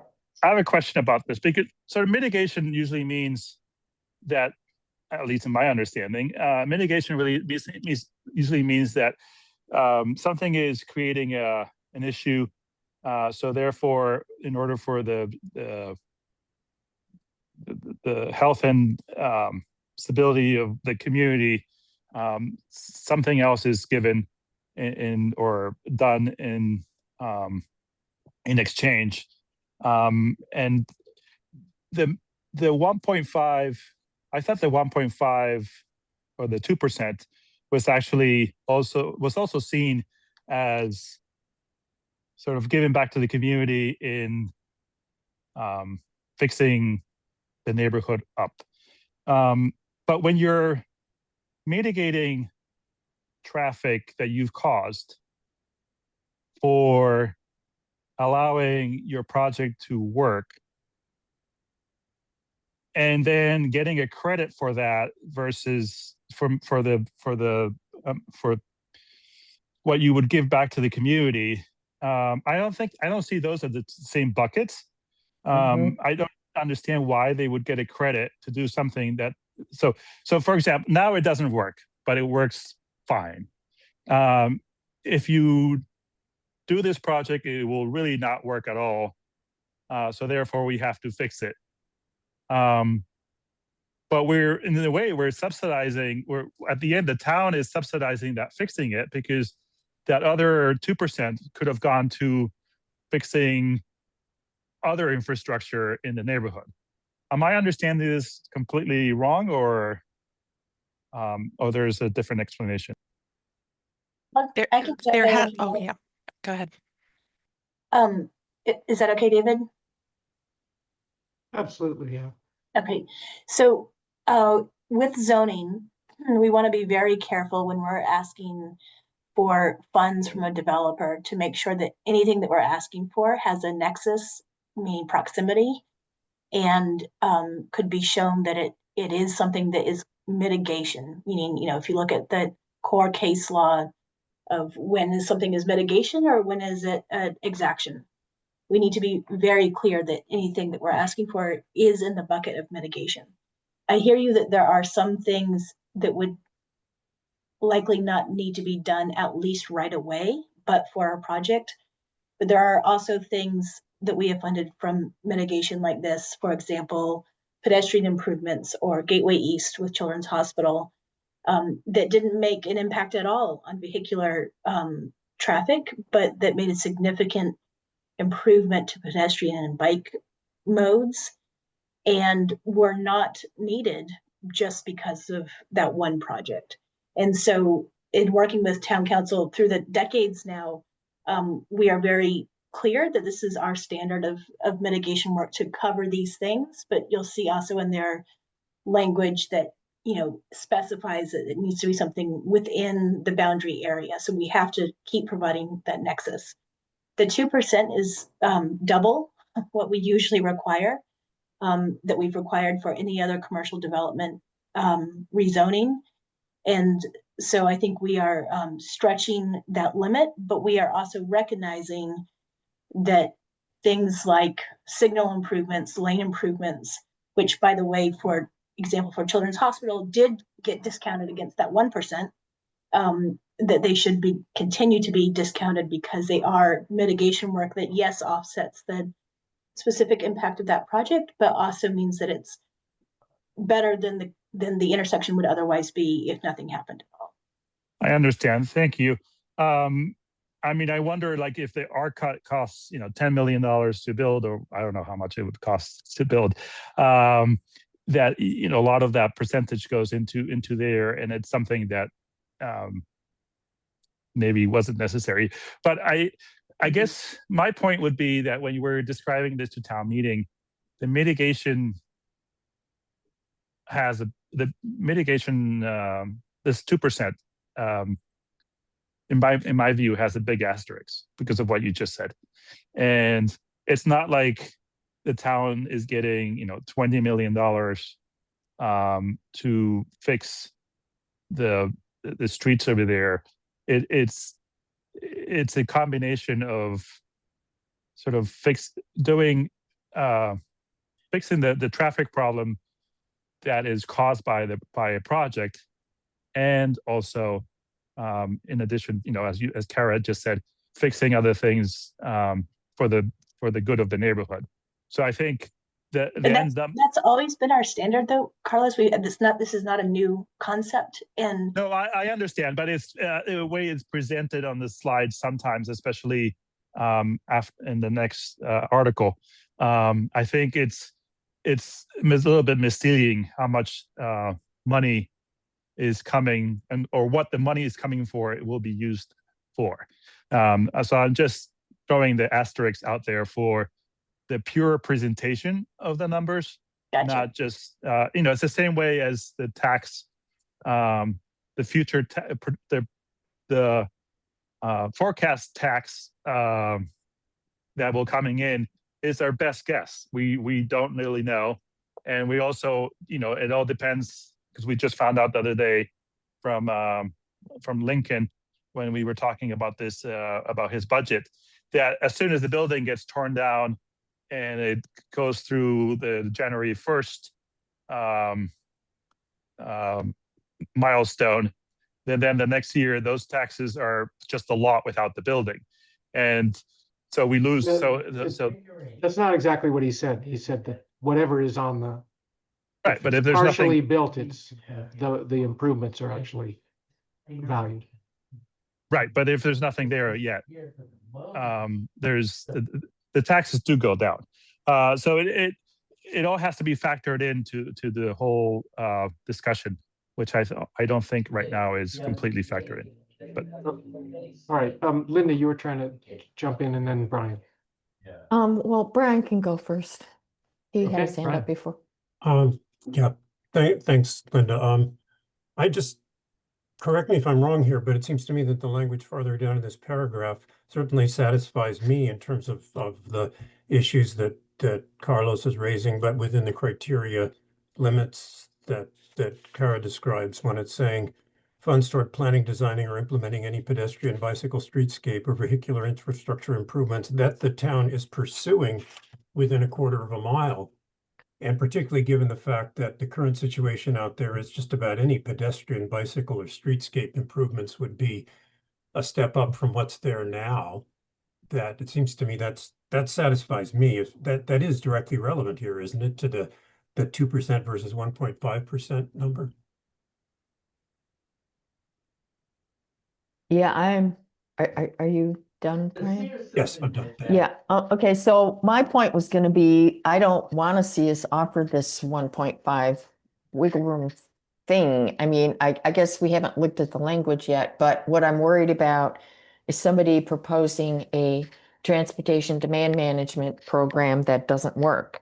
And yet on paper it should work. And our transportation board gets convinced that it's gonna work, and then it doesn't work. And my other big, huge concern is that whatever has to happen on Route 9 to make this handle this incredibly massive amount of new traffic is going to cost so much money that this 2% is going to seem meaningless to us. So I have a lot of real concerns about all that. But I would like us to stick with the 2%. I don't see why we have to give the wiggle room. Well, the one thing that we heard is that it's part of the the array of incentives to bring developers into a conversation and, you know, agreements that would include, tax certainty and, other guarantees, and other, you know, other benefits to the town. So you felt on a financial basis it was important to offer this. That's what I'm hearing? Well, so Linda, just off of Yeah. David, I mean, I think it's weighing the trade-off of what would be more valuable, what we would be forfeiting in terms of what the difference between the 2% and the 1.25 would be in exchange for the potential for negotiating an MOA with maybe a lot of other additional community benefits, and then tax certainty and what the value of that tax certainty agreement would be over the longer term. But this gets us into the question about having everything nailed down for city realty, but not for everything else, right? Because So this just applies to city realty. No, No, we're on the zoning now. We still haven't gone to the agreements. Okay. so So the 2% is for any what scale of project? So the 2% is for any scale of project, and then for projects that we're defining, oh, here, let me share my screen. Okay. So for projects over 100,000 square feet for non-residential space or 100 residential units that, you know, would also have to provide their traffic demand management. This is an option available to those projects. So sort of potentially, you know, larger impact projects.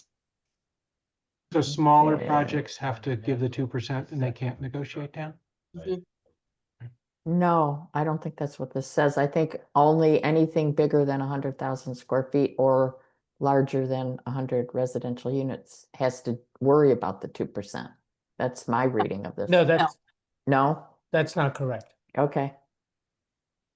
No, it's just offering that reduction when a project is that large. And the reason Mhm. is for like a small redevelopment site, say like a bank site, they most likely won't trigger a traffic impact analysis. They won't trigger any MEPA review, right? So we're offering that reduction when there's kind of a parallel track to where the town is in partnership pursuing with the state, or at least with the transportation division in a, you know, full analysis scenario of what the best mitigation would be. Okay, my only comment would be, I think the 100,000 is really large. I mean, compared to the 100 units, they're not comparable, but the 100,000 is really big. It's fairly comparable in terms of, The amount you of know, square footage. 100 units and 100. There's something analogous in our current zoning under section 509 regarding Mhm. these different thresholds that will prompt different traffic studies. I mean, we could hope, if we're interested in smaller units, we could hope that 100,000 square feet and 100 units were kind of equivalent. Equivalent, because they would be- wouldn't be Would be huge. nice. Yeah. I mean, that's Huge, pretty huge compact once you've taken out gross factors and everything. Okay, so what I'd like to do, I'd like to sort of summarize where we're at with the Article 1 in terms of open issues. I think I'd very much like to come to a vote, if not today, then on Monday afternoon when we have less time, and maybe so if we decide to return on Monday, that we have a very focused set of edits or issues that we'd like to hear about, which could simply be we want Jonathan Simpson's advice before we vote a recommendation. The only reason I would ask the subcommittee to consider voting today is whether we come to some understanding of intent that's sufficiently articulated that we could you know, anticipate that if as long as the intent stayed the same, our recommendation wouldn't need to change. And small things could be picked up at full advisory, which I'll remind us is only a week away from today. So I want to get as much chop as much wood today as possible, which I think we're doing a good job with. So, Paul, I will recognize you, but either Michael or Meredith, do you guys want to just see if you can reflect back what the open issues you heard from subcommittee members are as we stand today on Article 1? So, in terms of, there was some feedback regarding setback requirements, whether or not there should be build to lines. I did hear Linda express some reservations about the ability to reduce the new proposed 55% minimum commercial for the 12-story bonus height in the CHC. And then there was the discussion regarding massing modulation requirements and interest in maybe reducing the length for building facades that would trigger those requirements. And then David, you had talked about maybe applying some of the insets requirements that for Boylston and Heath Street to be applicable more broadly. And then, as we've talked about, the need to talk to Jonathan, review Dick's proposal. But I think those are, my recollection, and I don't know.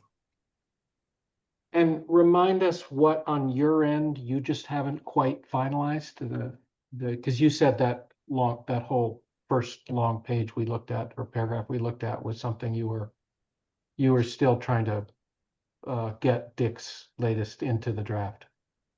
Right, but I think conceptually, what we just presented as friendly amendments that have been ruled within scope, and then even what we were talking about with Dick's proposed language, conceptually, I think we are on board with that. It's really just the mechanics of the wordsmithing from staff's perspective of what we need to resolve. And then the adjustments in the diagrams in the zoning that reflect the proposed amendments. Okay, Linda?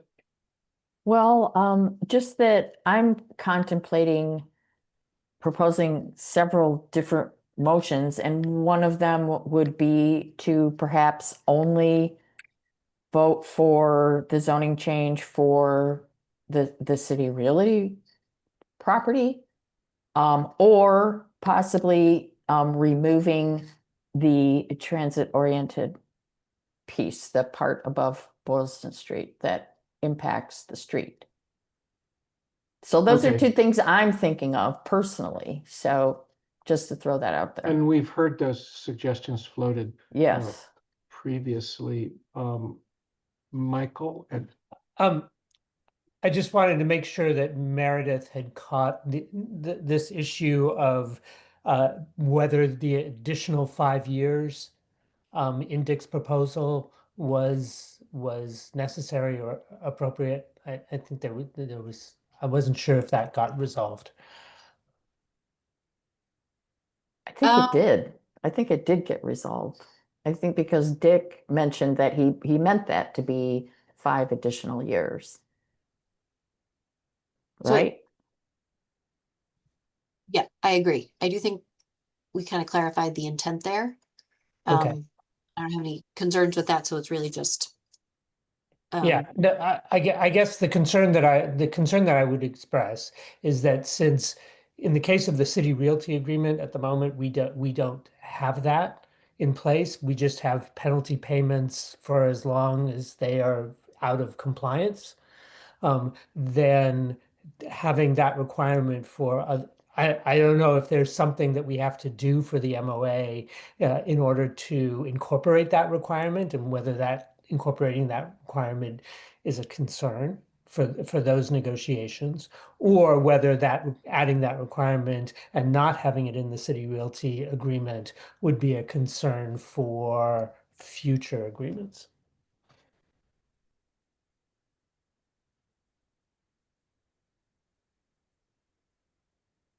So I understand the intent, but yeah, I'm just raising those concerns about constructing the language in the way that it's written. And impacts on the memorandum of agreement, making sure that they're Potentially, yeah. consistent. Yeah, right. Right. But, you know, it's possible that Jonathan Simpson will say, no, you don't have to change the MOA, in which case we're fine. But I raised that as a concern. Right. I'm gonna remind us that we did continue the public hearing, but you know, we haven't sort of formally gotten to request public comment, but I think just because Paul's had his hand up, I'll recognize you, Paul Sainer, and see what you have to say. Thank you very much, David. I'd like to, big picture, talk about the scope of the upzoning. And since we're on the eve of the override, I'm going to talk about taxes and in particular opportunity costs and tax certainty. So I'm not going to be talking about anything that's relevant to Chestnut Hill Office Park. Let me start with tax certainty, which I have a fair amount of experience with when I volunteered for the town. In my opinion, the only material risk relating to tax certainty is an educational use in medical office or some other research building at scale, right? Who's going to buy a building and claim exemption? Well, it's going to be an LMA institution. Those are multi-billion-dollar institutions. They don't get involved in assets that aren't at scale. So with respect to tax certainty, in my opinion, the only concern that the town should have is those types of assets along Route 9, close to the LMA.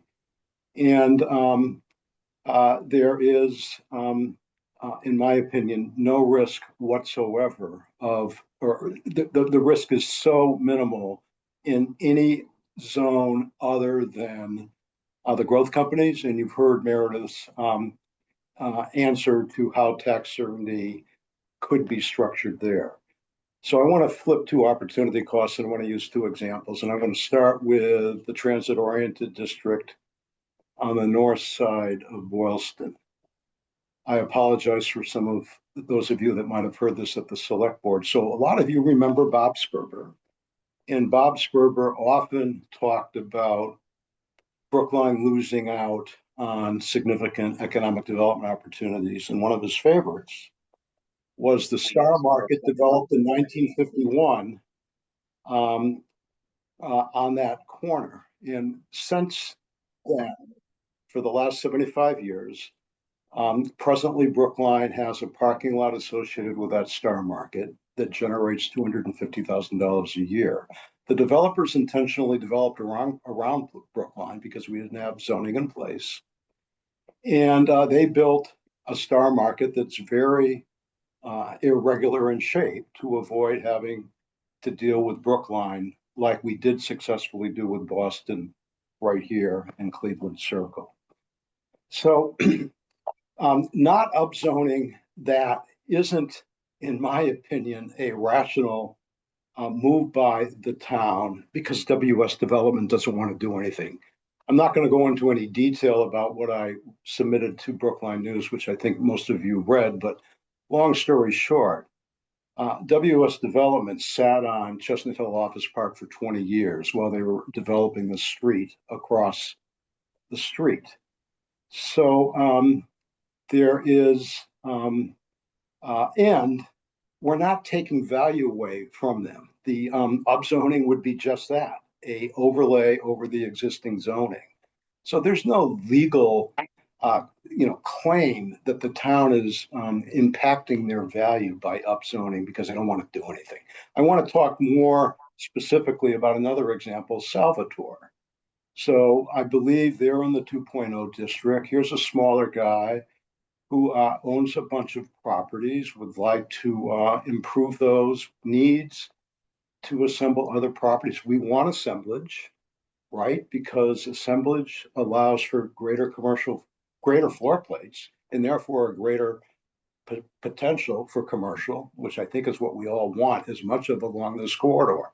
So why would we not upzone in advance of having a developer at the table? So Salvador, who can't take risks, can assemble once he knows that zoning is in place. Going back to the Star Market in Cohen and Rothenburg, they built around Brookline.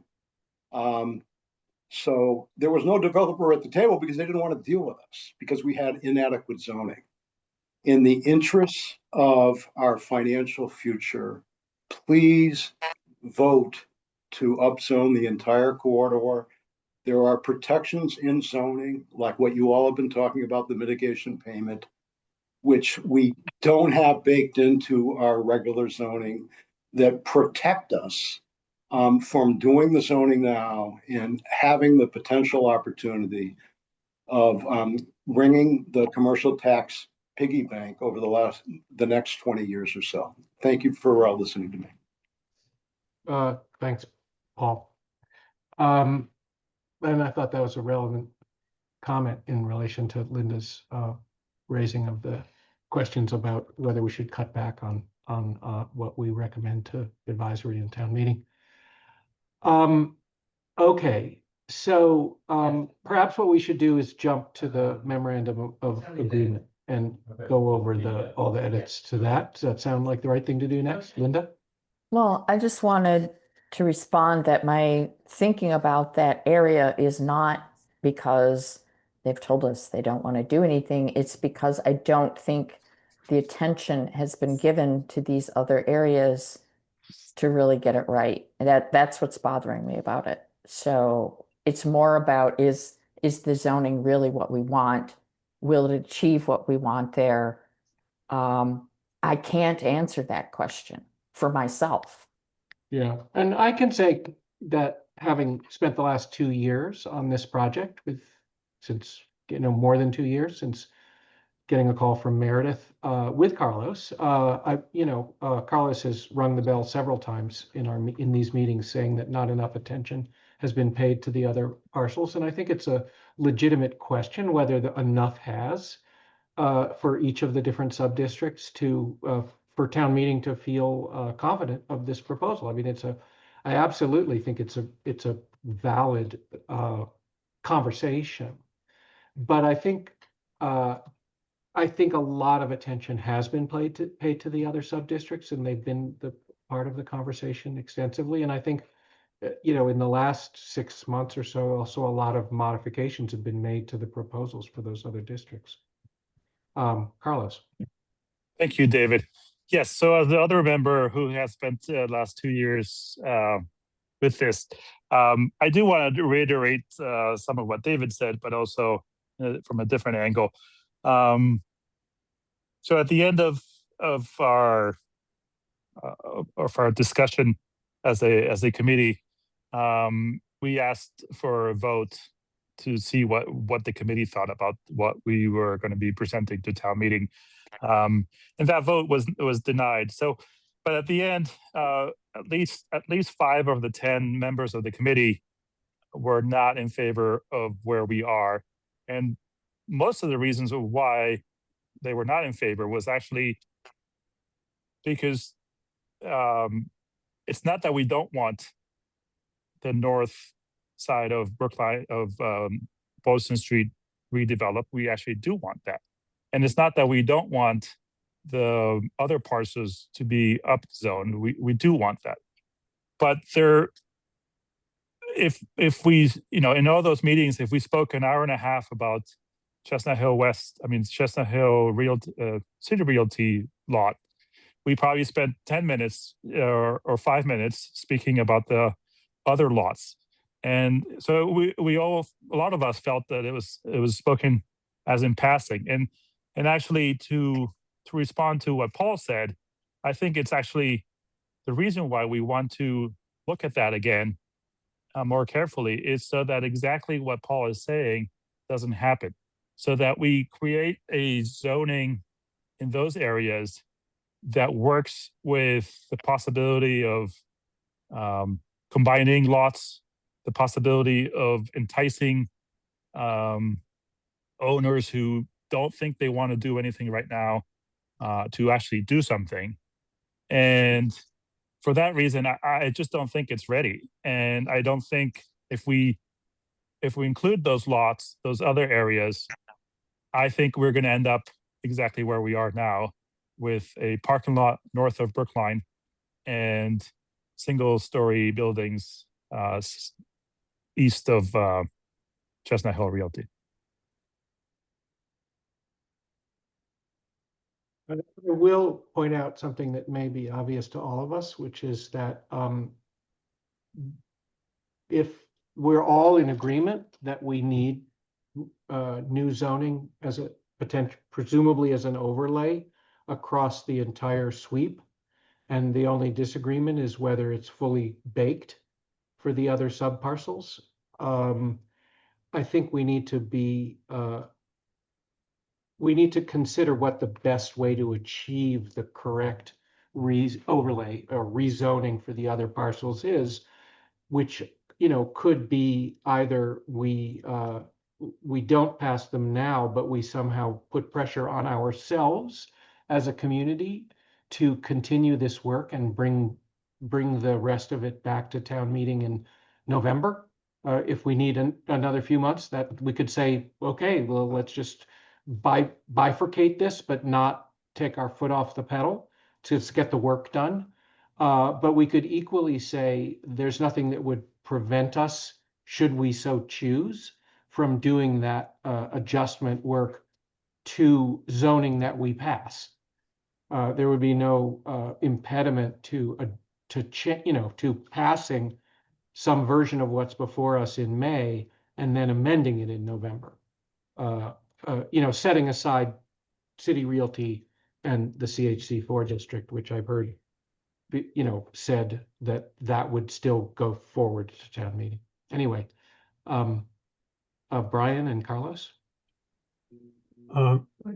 Yeah, since we've gotten into this debate, I do want to contribute my piece here, that it seems to me we talk a lot about, well, we can do more, we can do better, we can continue this, and that's always true. But I think what we're faced with here is a choice in terms of the other than the City Realty lands. We have what I think is some pretty substantial zoning changes, not even changes, just an overlay proposed, or we can leave things exactly as they are until whenever we get to something else. And I'm not going to, count on that being imminent.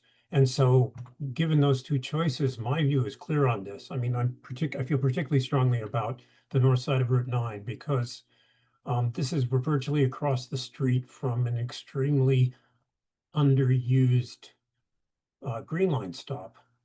And the current zoning is utterly inappropriate. It's the product of a different age when we weren't promoting transit-oriented development. The proposed zoning is vastly better. I'm sure there are things about it that could be improved. And since there's a general consensus that it's unlikely that anything's going to happen quickly, there is time to do that. But given the choice between what's proposed and the current zoning, to me, the choice is clear, that we have a clear improvement here, a possibility to make a serious transit-oriented development happen there. The current zoning absolutely does not permit that. I think the same thing applies to the other properties as some of Paul's examples indicate. I also will just hearken us back to not so long ago when we got to it was 11:59 on the clock after 2 years of very hard work by Carlos and others on Boylston Street East. And then all of a sudden, town meeting didn't get to vote. It got pulled and it wasn't even, and then after that, it disappeared. And nothing has happened since. And I think that was a real disservice to town meeting and to the community, that process was interrupted and then abandoned. Because I think there was value in those proposals. Yes, and it was a shame that we didn't go forward with them, because the committee did have some proposals. The It's just that staff didn't feel like there were enough proposals there to bring it to town meeting, which was a shame. Yeah, I guess it was not my impression that it was held up by staff, but that's a conversation. Well, I Okay. think this is another case where I think the product was not at all sufficient. It just wasn't. It just was not. It was really bad, actually. And, you can cry and moan about lost opportunities, but people were talking about eminent domain and people's houses, and there was no consensus. And I think there's a lot of good reasons why that didn't go forward. I just think the narratives, these characterizations of what happened need to be factual. And I just don't think saying that, we all just gave up is just really not accurate. I mean, this subcommittee spent weeks and weeks and many meetings on that fully formed zoning article, Linda. And there wasn't, eminent domain was not baked into it. Taking people's property wasn't baked into it. At the 11th hour, there was a very small number of parcels west of Cypress Street that were, being significantly upzoned, and that upset a lot of people on Brington Road. And that came up very late. That conversation came up very late. And I think as a result of that, the whole thing was deep sixed. And that was that was really what happened in real time in advance of town meeting, why it wasn't presented. Because the rest of it was very small scaled. There was the buy right that was supposed to be form-based, that wasn't form-based, that was Mark Cirillo's scribble on a napkin. I mean, there were just All right. problems with it. So Okay, we're gonna lose our Yep. ability to keep moving Please, forward. let's not relitigate. I this. agree. Yeah, no, fine. Happy with that. I just would hate to see this not be brought to town meeting for its own for town meeting's opinion. All right, my feeling is we do have another meeting scheduled. We're already running out of time here, and I think we have some real wood to chop on the other side of this, which is the memorandum of agreement. My hope is that in the remaining 47 minutes that we have allocated, we can, have the same level of conclusion around, of conversation around the remaining work that a lot of people on this call, not me, have been working really hard on, and that'll set us up for success in a meeting on Monday when we can finalize, have our discussions, and get to votes. Does that make sense? Okay. Yeah, I was not aware that we were scheduled to go to 5, but okay.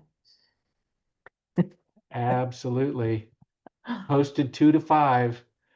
I missed that And somehow. And then right back at 6:30. And then So right back at 6:30 in town hall. Yeah. Okay. Over to you, Michael. And Janice. I mean, but Michael, you lead, but Janice, you also are. And Michael, you're muted. Yeah, sorry, I need sharing permissions from the host.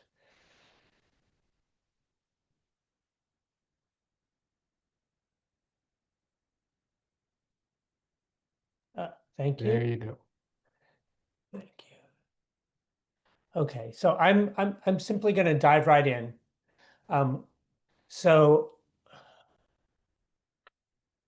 Okay, so I just want to make sure I have the right document here. I believe I do. There have been a few documents that have floated around. So you've had circulated the draft MOA from 410. You've had Janice Kahn's consensus amendment article. There were a couple of recommendations that I will go through that came from Jonathan Simpson. And Maria, I'm just going to ask if you would be willing to take notes as people bring up issues so that we can continue to move through this quickly and I don't get distracted. And then I'll just continue to go through all of them, all of the changes, and try to identify where they came from. This is the second whereas clause, has a number of changes that were negotiated between Jonathan Simpson and I believe City Realty, mostly around the fact that we wanted to make sure, and let me turn on the deletions as well. Sorry, no, they're there. That we wanted to make sure that the descriptions were broad enough so that as the project went through design review and special permit process, there wasn't a hang up on some specification in the MOA that limited the project. So we sort of broadened the language to things like, instead of saying proposed to say conceived as including. And this question about the proposed zoning amendments was just moved to the end here. Secondly, there is reference in the zoning about special permit and design review, but there's not specific reference to site plan review. And there were a number of cases within the document that did reference site plan review. So Jonathan felt that it was actually important to remove those and only reference special permits or the design review process. So that's the genesis of these two changes here that I'm highlighting. Moving on. Okay, here is another reference to site plan review that is been struck.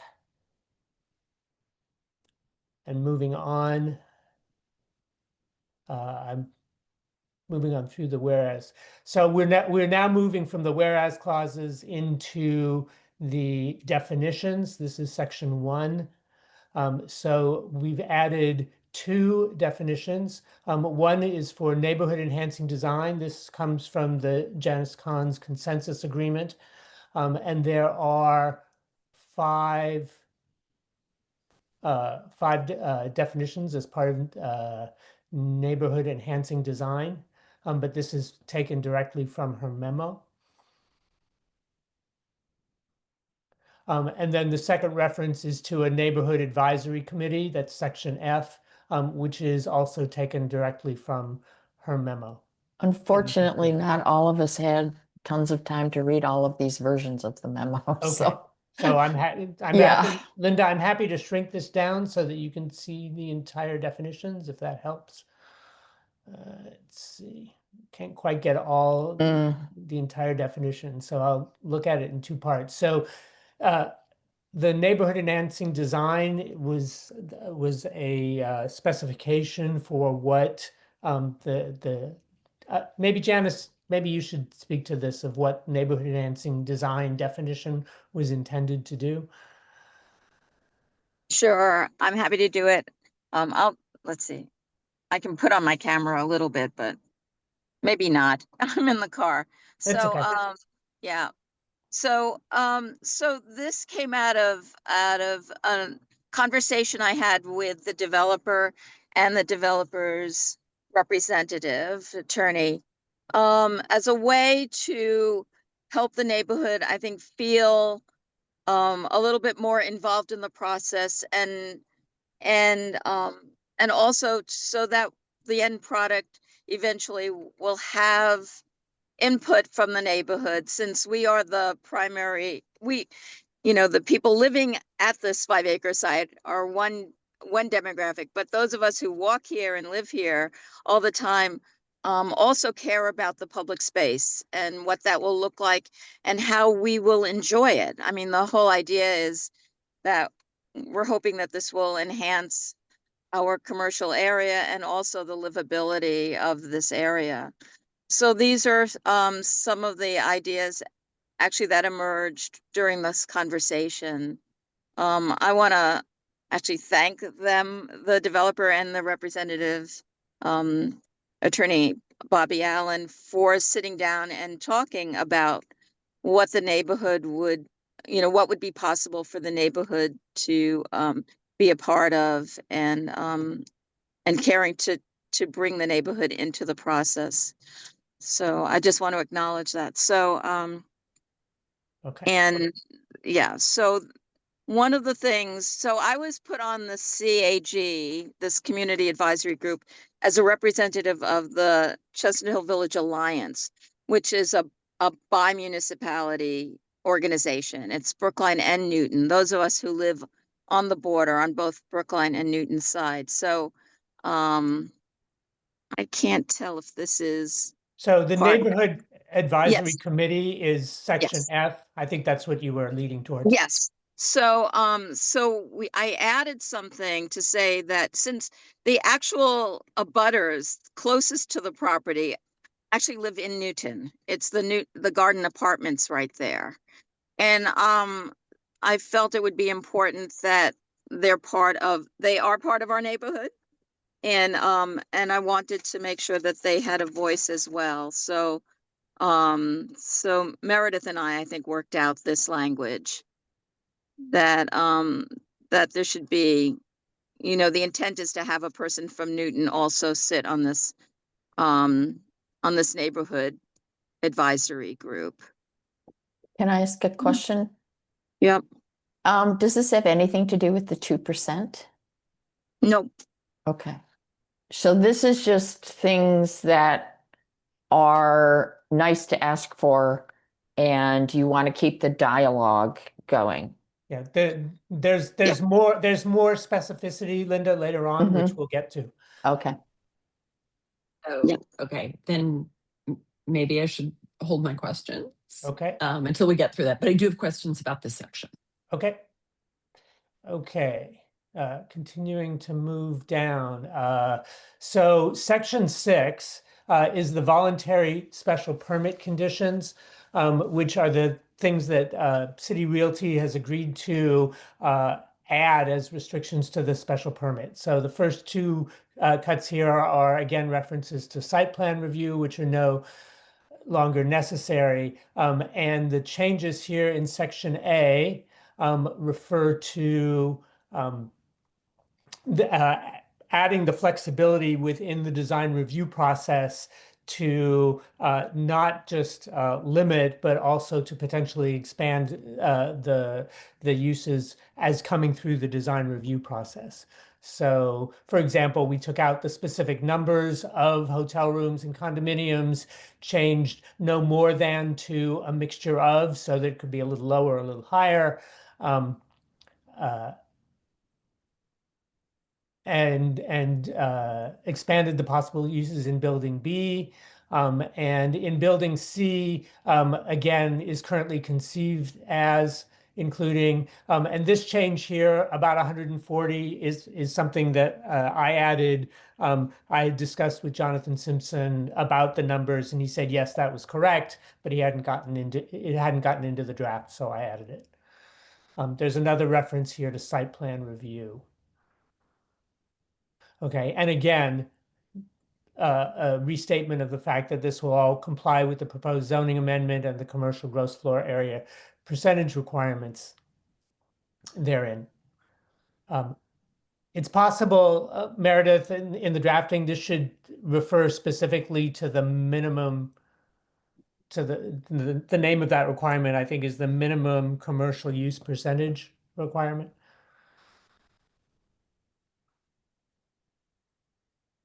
Okay. Are there questions about that, or shall I move on? Okay, moving on.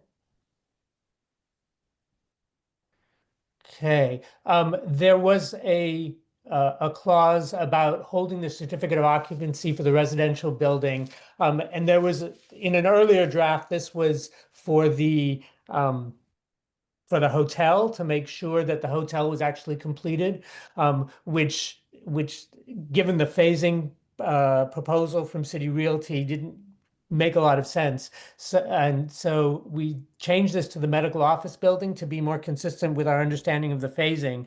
But after we did that and had conversations with City Realty, we realized that this was either redundant or potentially conflicting with the whole scheme we had set up for penalty payments. So we decided in conjunction with City Realty to rely on the penalty payment structure to manage the issuance of the certificate of occupancy rather. I'm sorry, not the penalty payments. This is the breaking the condition we discussed before about breaking ground and satisfactory evidence of financing.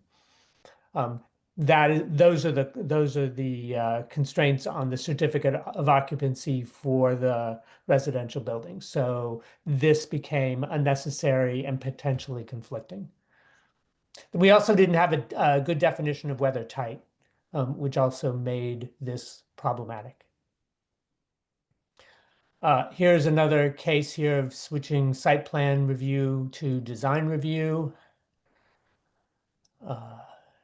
And moving forward. Okay. Janice, do you want to take this one? This is an additional condition regarding a retail support fund.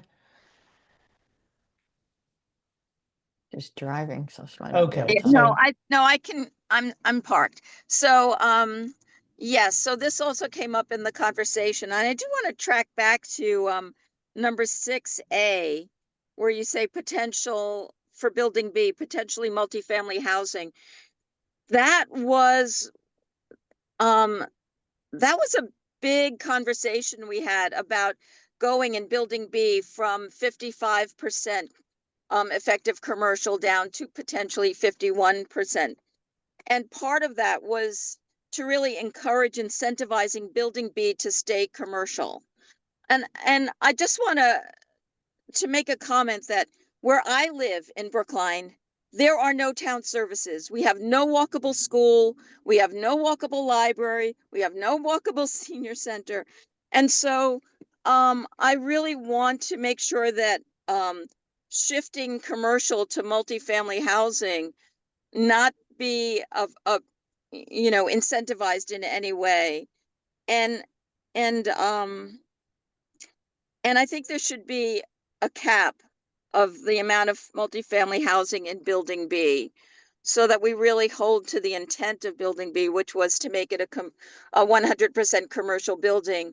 No, understanding that the underlying zoning is 100% commercial, not mixed use. So, okay. Anyway, so I just want to note that. Okay. So this fund was also, so the idea here was kind of to spread the wealth. This came from the developer, the idea of having this fund to incentivize I'm seeing it on a very tiny screen here, to incentivize like small business, mom and pop shops or locally owned businesses, but to have it, if it's not possible to have it all on this 5-acre site, to allow it to be in other parts of the commercial area.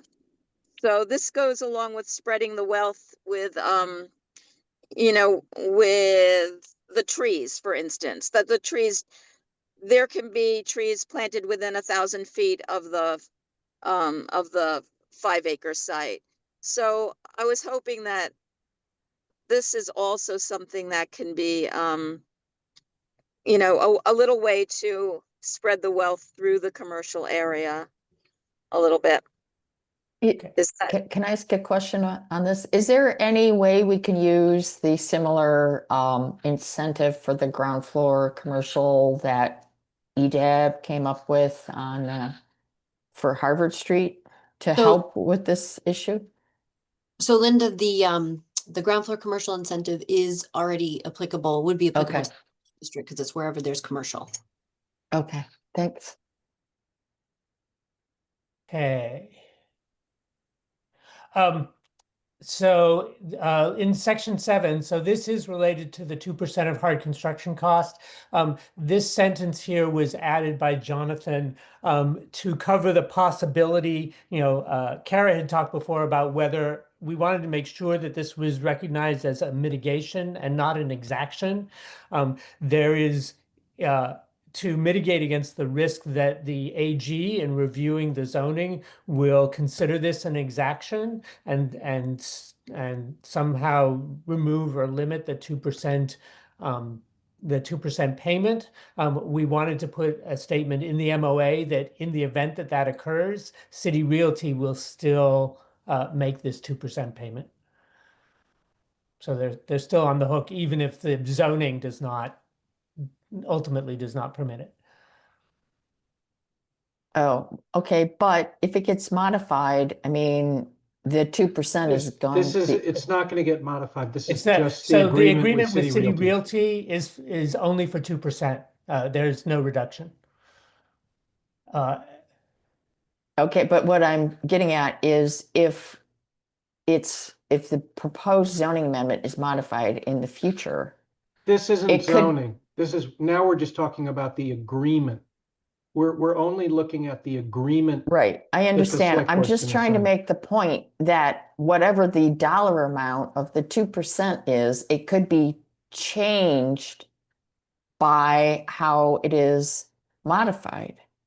Right? So like mean- say you modify the zoning to allow them to build more residential or whatever it is, then that 2% is going to be a different number. So it's unclear to me what it's being calculated on. Okay, so in the case that you describe, that would be in a memorandum of agreement that we are negotiating with another developer, not City Realty.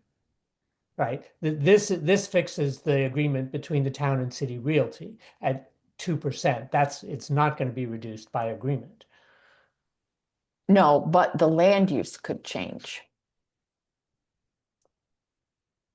making But that the only within actual the value of the 2% something different. That's I'm sorry. The 2% is based on hard construction costs. Mhm. So once the building is built and the hard construction costs have been established, then it's fixed. A subsequent change of use wouldn't change the hard construction costs. No, but the zoning amendment could be modified before it gets built. I'm just wondering if we want to like conceive of a number and say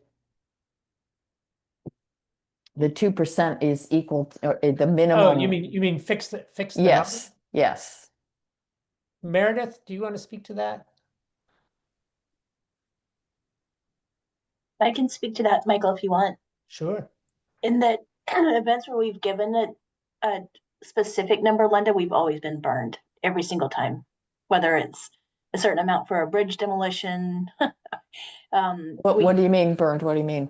We would have been better off if we had done a percentage of something rather than a flat amount. Even like for Pearl Street light replacement, there was like $250,000 set aside at the last minute, and then by the time because construction, of inflation and stuff. yeah, that makes sense. Yeah. Okay, it's just if we change the zoning fundamentally, all of this 2% that we're envisioning is just going to be based on something different. That's all the point I'm trying to make. Okay, fair enough. Okay, but we've protected ourselves from the risk that this will be treated as exaction. That was the change.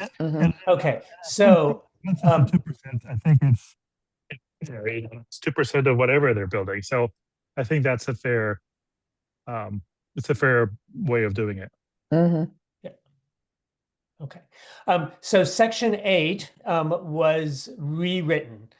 Previously, Section 8 dealt with a mechanism for a gateway public art installation, coincidentally worth about $150,000, and has been changed to City Realty agrees to the following, which collectively shall satisfy the requirements of neighborhood enhancing design, which was defined up above. And this was where you had questions, Kelly. And so these 5 items here are the elements that were agreed upon between the neighbors and City Realty as what would be done to meet those requirements. Janice, I want to say one thing. There was one line in your memorandum having to do with the design advisory team advocacy, and I moved that elsewhere in the document, so it's coming later. So I didn't want you to think it was missing, but I didn't know if you had any further comments on this section here. Well, just that, one thing that we wanted to make sure of, since this is a lot of, hardscape that's coming to the neighborhood, that we thought it would be good to have, that's why the trees are important. That's why a water element might be important to kind of cool the space. That's, growing up in New York City, those kinds of things, I know those kinds of things help. Heat gets radiated between buildings and the side pavement gets very hot in the summertime. And if we are warming, that's going to be an issue. So, so that's, I think that kind of framed some of the ideas of what the neighborhood hoped to get here, was kind of to have spaces that were inviting and, cooling and comfortable. Yeah. Okay. So we're getting rid of the public art. They're going to That do was, public art anyway, but it simplifies the process. It was going to be a very complicated public art process. Mm-hmm. Quick question Giving about the, oh, sorry, go ahead, Janice. no, it's Kelly. What? Quick question about the D provision of the tree canopy. So I thought in the zoning overlay, we removed the ability for payments in lieu of trees. We Does did. this circumvent that No, by adding it back? no. So let me explain this, because Okay. so this is again sort of my attempt to be a little bit more global, not just focused on the 5-acre parcel. So Mhm. it's that once the zoning is satisfied, if they want to do trees above what's required in the zoning, those trees can be a payment in lieu of to the tree fund, because we are not getting a lot of money into our tree fund.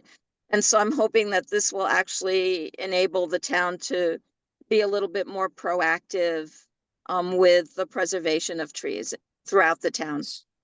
So I'm sorry. I mean, I certainly appreciate the global intent, but I honestly don't understand paying in for trees elsewhere. So if basically the goal is to help not create a heat island and to Yep. bring more green to the site, I would, Not wanna have endorse this. sort of, right, not want to have a payment for trees Yeah. to go elsewhere. I would much rather have the trees be restricted to within 1,000 feet of the site. That's all.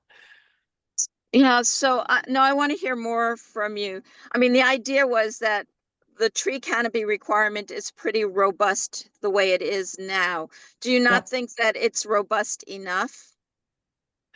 No, I think it is, but if we're adding where it says provision of the tree canopy above the minimum requirements, Mhm. right, we'll provide with it a payment to the fund. Again, I'd rather Kelly, say think everything on site, or am I misunderstanding it, Kelly, Maria? I Maybe I'm think yes, misreading it. no, it's a subtlety. What it says here is provision of tree canopy both on site and within 1,000 feet of the site above the minimum requirements. Right. And my understanding is that for that, there would be payment to the tree fund so that the town could install those trees within 1,000 feet. You're not putting it on the developer to actually do the labor and the installation. right. Is that your Then- intention, Janice? Am I understanding you? Yep, that could be fine. Yeah. Yeah. Right. And Oh, I think okay. what's confusing So here is that how the additional payment. how I would about put adding the word, these, how about adding the these. word those Yes. between Thank you. for and additional Yeah, at the end? I thought That's- these, but yeah. So you're Thank you. That referencing would back. clear it up Yep. immensely. Yeah. I'm sorry, Town tree where fund for- where are you putting the word? I think After I- tree fund. all you need to do is add tree fund for such additional trees. Yes. Or those, or Yeah, such these, is or fine, yeah. something, yeah. Good Thank catch. you. Okay. Thank you. 'Cause, Yeah, again, that's, thought it that was is an good. or. Yep. Yeah. Okay. Okay. Okay. Anything else about this section? Ready to move on? Okay, moving on. This was something that Jennifer, I realize this is probably new to you, but this was a proposal from Jonathan. And it's another agreement to explore the possibility of burying utility poles and associated infrastructure. That's fine. Okay. Thank you. So,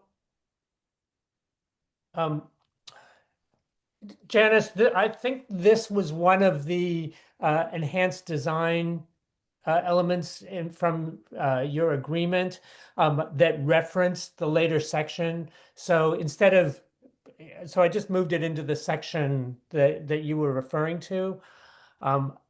So I believe that this captures your intent of the sentence. Yes, this came out of also the conversation that I had with the developer. Yeah. Okay. Equitable basis, just that it's accessible by anyone. There will be no, I mean, you're reasonable. I mean, Mm-hmm. you're trying to get access to these spaces and you're acknowledging that they may want to charge a fee, but you want it to not be onerous and you want it to be evenly, fairly applied to any group. So for instance, you can't ask one group because you think they're flush that they should pay $500 for it, but some other group gets to pay $25 because they're a nonprofit or something. I mean, is that what you're getting at? I'm just trying to nail down what the intent of reasonable and equitable basis is. Mm-hmm. Janice, do you want to take that one? I can take it. So originally it just had that the hotel would give the space 1 or 2 times a year. Mm-hmm. And that free of charge, which didn't seem like much of a give for 365 days in a year.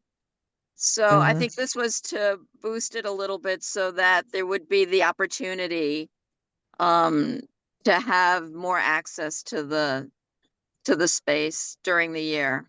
Yeah. But I'm open. Yeah. What do you think? I was going to say, I really like this idea. And because my work is primarily with nonprofits, I know they really appreciate having low cost and or free space. I think one of the differences for me, or one of the areas where we might want to be more precise, is the function rooms. I'm thinking of like banquet rooms, clearly very expensive, versus meeting rooms, like we have at the public safety building. I feel like those maybe should be treated differently. I don't have good wording. Right. Yeah. I think part of the point of using language like reasonable and equitable basis was to give an opportunity, once the building is constructed and like we know what the spaces are, to actually to develop some sort of plan, work with the neighborhood advisory committee to make sure that plan seemed reasonable and equitable on all sides. But given where we are at this point, to leave it more broad is actually more helpful for all sides. Great. Could maybe then could we add something that about the review by the neighborhood advisory committee? Again, would love for it to go back for review by that group of people. That's all. Yeah. Meredith, can you make a note and we'll work on the language later? I'm assuming from your silence that that's a yes. This is another reference to site plan approval. Oh, wait, I want to see what it's saying about these MIPA and MassDOT. Oh, okay. So this was section 17, now section 18. So it basically says that city acknowledges that it is solely responsible for the items listed below. It does not expect contribution of the town required by law or regulation. Yeah, I mean, law and regulation is gonna be MassDOT saying the town shall pay 5% match or something like that, in which case this doesn't really solve the problem, but okay. So Linda, I'm just gonna jump in. I've heard a couple of people refer to this 5%, reference to tip projects, Yeah, but developers are on the hook for mitigating their traffic impacts. And when that includes state right of way, they are responsible for working with the state agency to make that happen. So we don't need, they would not be using a tip process in order to make that mitigation project happen. well, but there's We gonna may be also a, pursue a tip project, but tip is just one financing vehicle to have change on state right of way. It is by far not the only way that projects move forward. right, but it is one way that it does, and if it's a big improvement, we would want that, because then the state would pay most of it, so. Right, I- this is just saying that city is responsible for its own vehicular impacts. Right?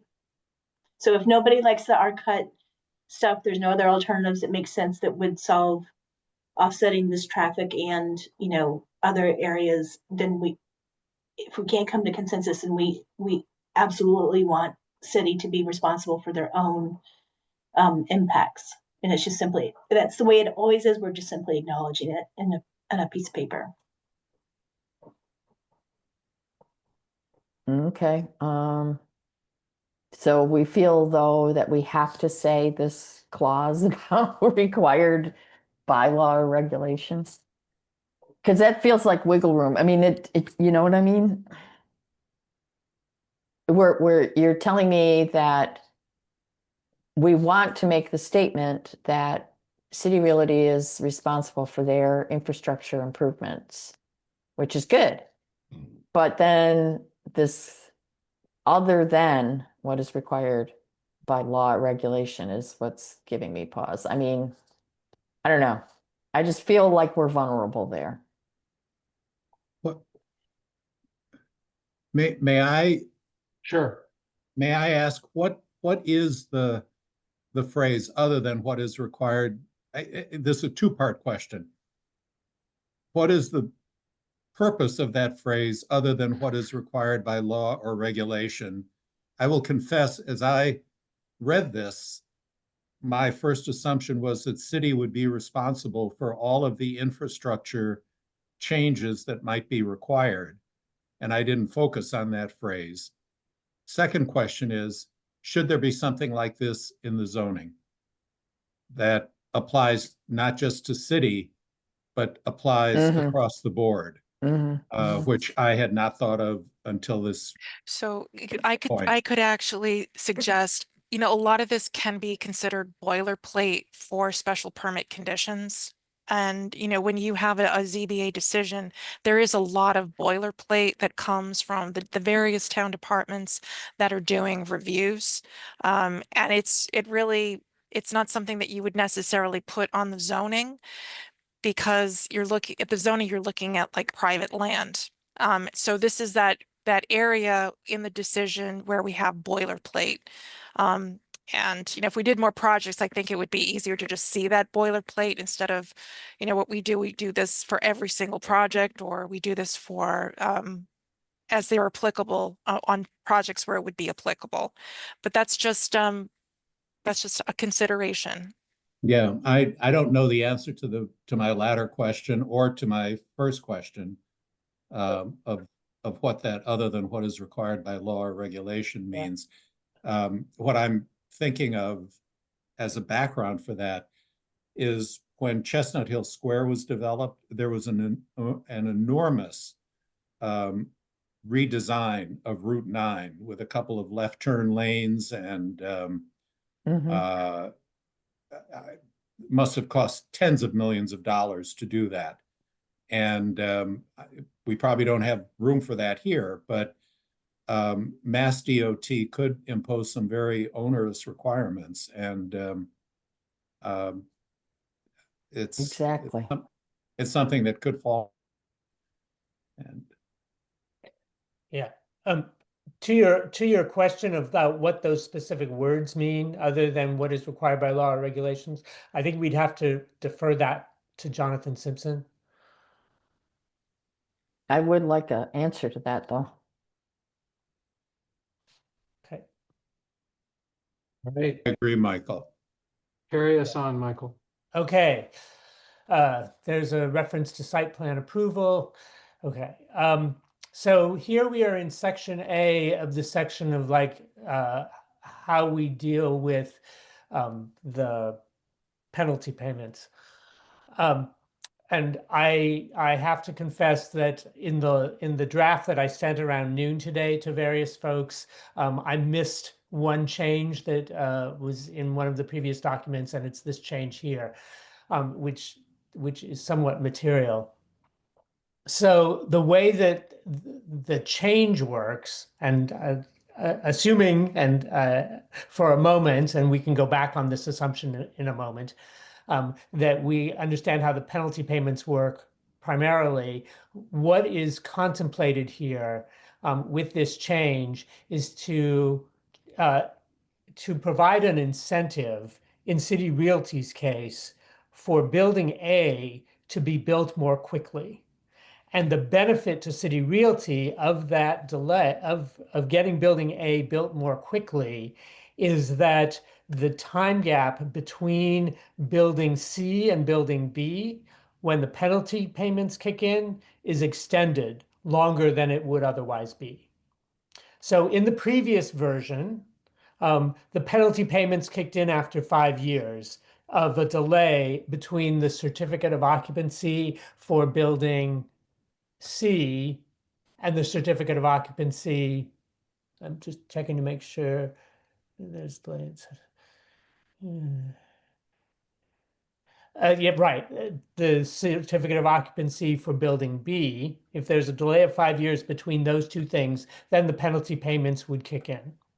Okay. However, with this new language, instead of those penalty payments kicking in after 5 years, they kick in after 3 years. However, that 3 years can be extended to either 5 years or 6 years, depending on the timing of the completion of building A after the town meeting approval process, which is functionally when the AG validates the zoning warrant article. And the reason that we're using the quick completion of building A as an incentive is that if building A is completed more quickly, then we actually get the property tax and excise tax revenues from building A sooner. So those payments actually give the town some compensation for the penalty payments, and thus we defer. We allow more time before the penalty payments kick in.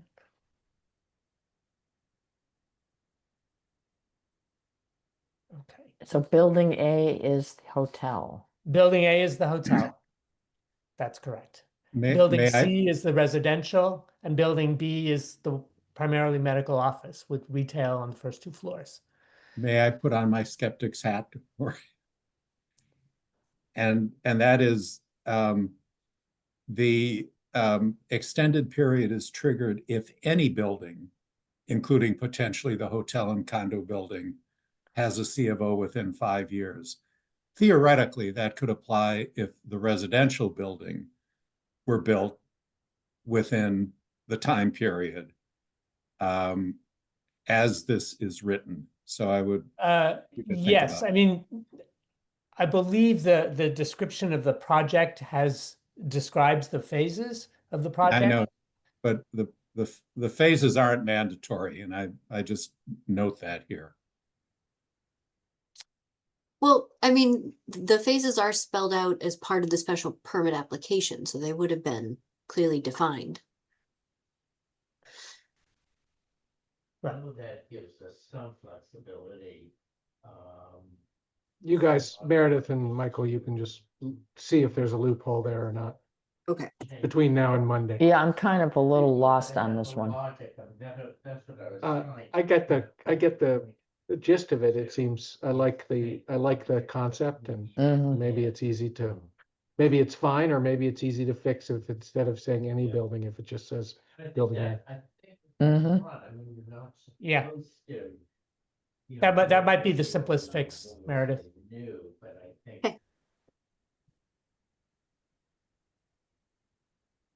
Okay.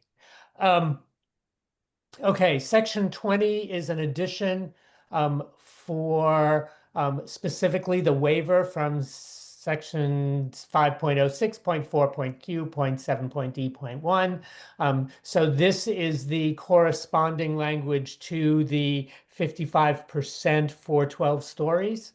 And it basically says that for the phase of the project whose scope includes the medical office building, the town agrees to waive the 55% and reduce it to 51% for that phase. This reflects back, Linda, when I was talking before about how those bonus heights are allocated by phase. So we've defined the phase as the phase of the project whose scope includes the medical office building.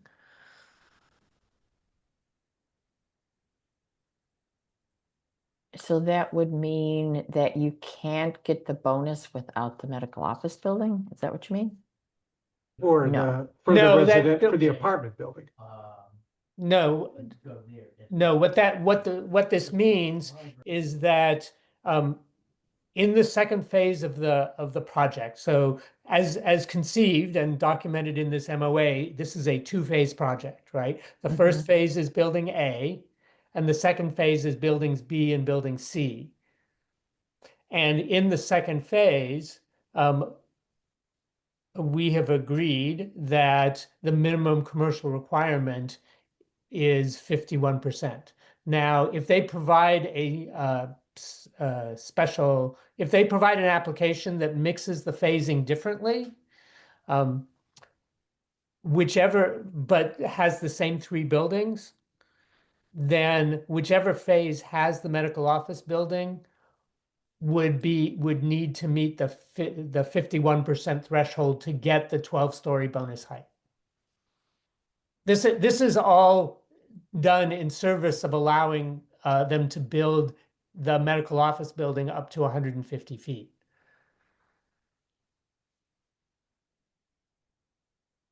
Well, but they're only held to it being half medical office. Maybe not even that much with the effective rate.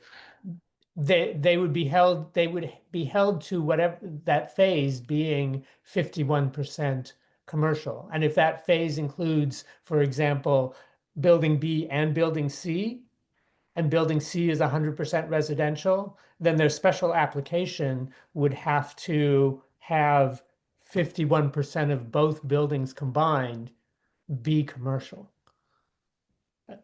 Meet the effective commercial threshold. If there's any confusion, the numbers are all really spelled out in Michael's slides from the previous meeting. Yeah, I'm just being alerted to the potential for gaming all of this by changing the phasing. Right? I mean, if they shuffle it all around, it's just getting very complicated. Well, the only way that they could change the phasing and have this be have the building B be less lower percentage of commercial would be for them to make up that commercial in building A. But if they include building A in this phase, then they won't be able to meet the 60% thresholds for building A to be 14 stories. So they would effectively lose that benefit, that bonus height, if they lump building A into the same phase as building B. Right, but so that's an incentive not to do that. Right. So if they don't do that and building A is its own phase, then all of the commercial that they would need for the second phase, building B and building C, would have to be in building B, right? Because building C is 100% residential. I mean, I suppose they could decide to move some of the commercial into building C, but there's no indication from city that they have any plans to do that or any reason to do so. And if they did, I mean, from the town's perspective, then we'd get the commercial revenue there. Yeah, I guess I would ask Janice to take a good hard look at this and think about whether she agrees with this or not, because I'm getting I'm reaching the limit of my concentration here. So Yeah, we're actually almost done with Yeah. the MOA. So, I mean, this was part of the agreement that Janice and the other TMMs reached with City Realty. So I'm just reflecting it in the language of the MOA. Yep. All right, Kelly's gonna leave us. Kelly, the tape you'll be able to review the last 5 minutes of the tape just to get to these last couple of changes that Michael's gonna go over. So we'll have that on tape, and then as well as just a wrap on what our plans are for Monday. Perfect. Thank you. And I'm sorry I had to squeeze in a work meeting before AC at 6:30. That you couldn't plan more than 6 hours of AC today. Good luck. I know. Sorry. Thanks, Kelly. Bye. And I have to go too for the same reason. Okay. Go ahead, Mike. Okay, so the design advisory team advocacy, this was the other issue that was raised in the consensus amendments. So there is the agreed upon language is that city and the town of Brookline agree to advocate for a design advisory team because that's really determined by the planning board. So that was the limits of what we can put in the MOA. And those are the details. Okay. And I think so a couple references to site plan removal in some of the miscellaneous terms. And that is it. So do you anticipate that town meeting will be presented with the actual agreement? Yes. Okay. And So the I believe it two will that- I believe it will actually be signed at that point, contingent on town meeting approval. Okay. There's language early in the MOA that goes through that whole process of signing, escrowing, etc. So town meeting has to approve the MOA? I mean, No.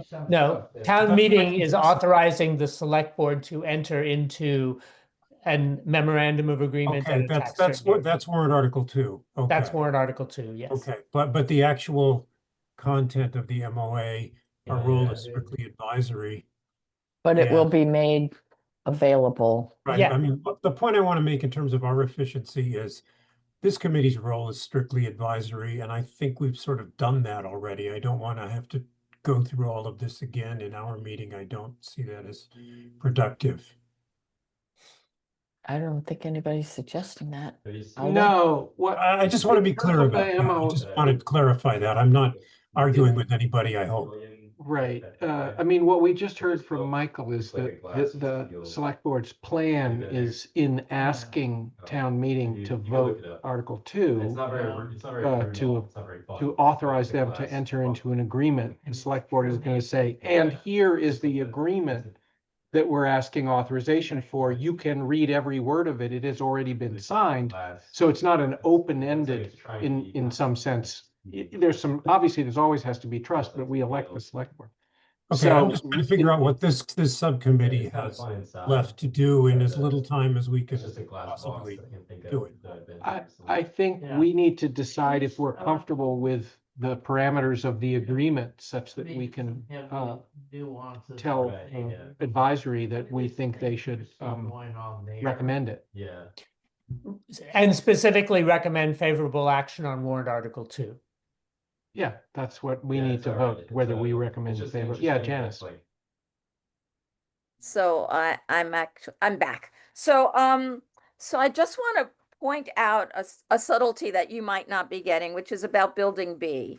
So building B, with the arrangements, with the negotiations that I did, could go down to 51% effective commercial at 12 stories. However, I have a real concern with not putting a lot of housing there. This should be a commercial building. And so under number 6A, it says building B, which is currently conceived as including medical office space, retail space, and potentially multifamily housing.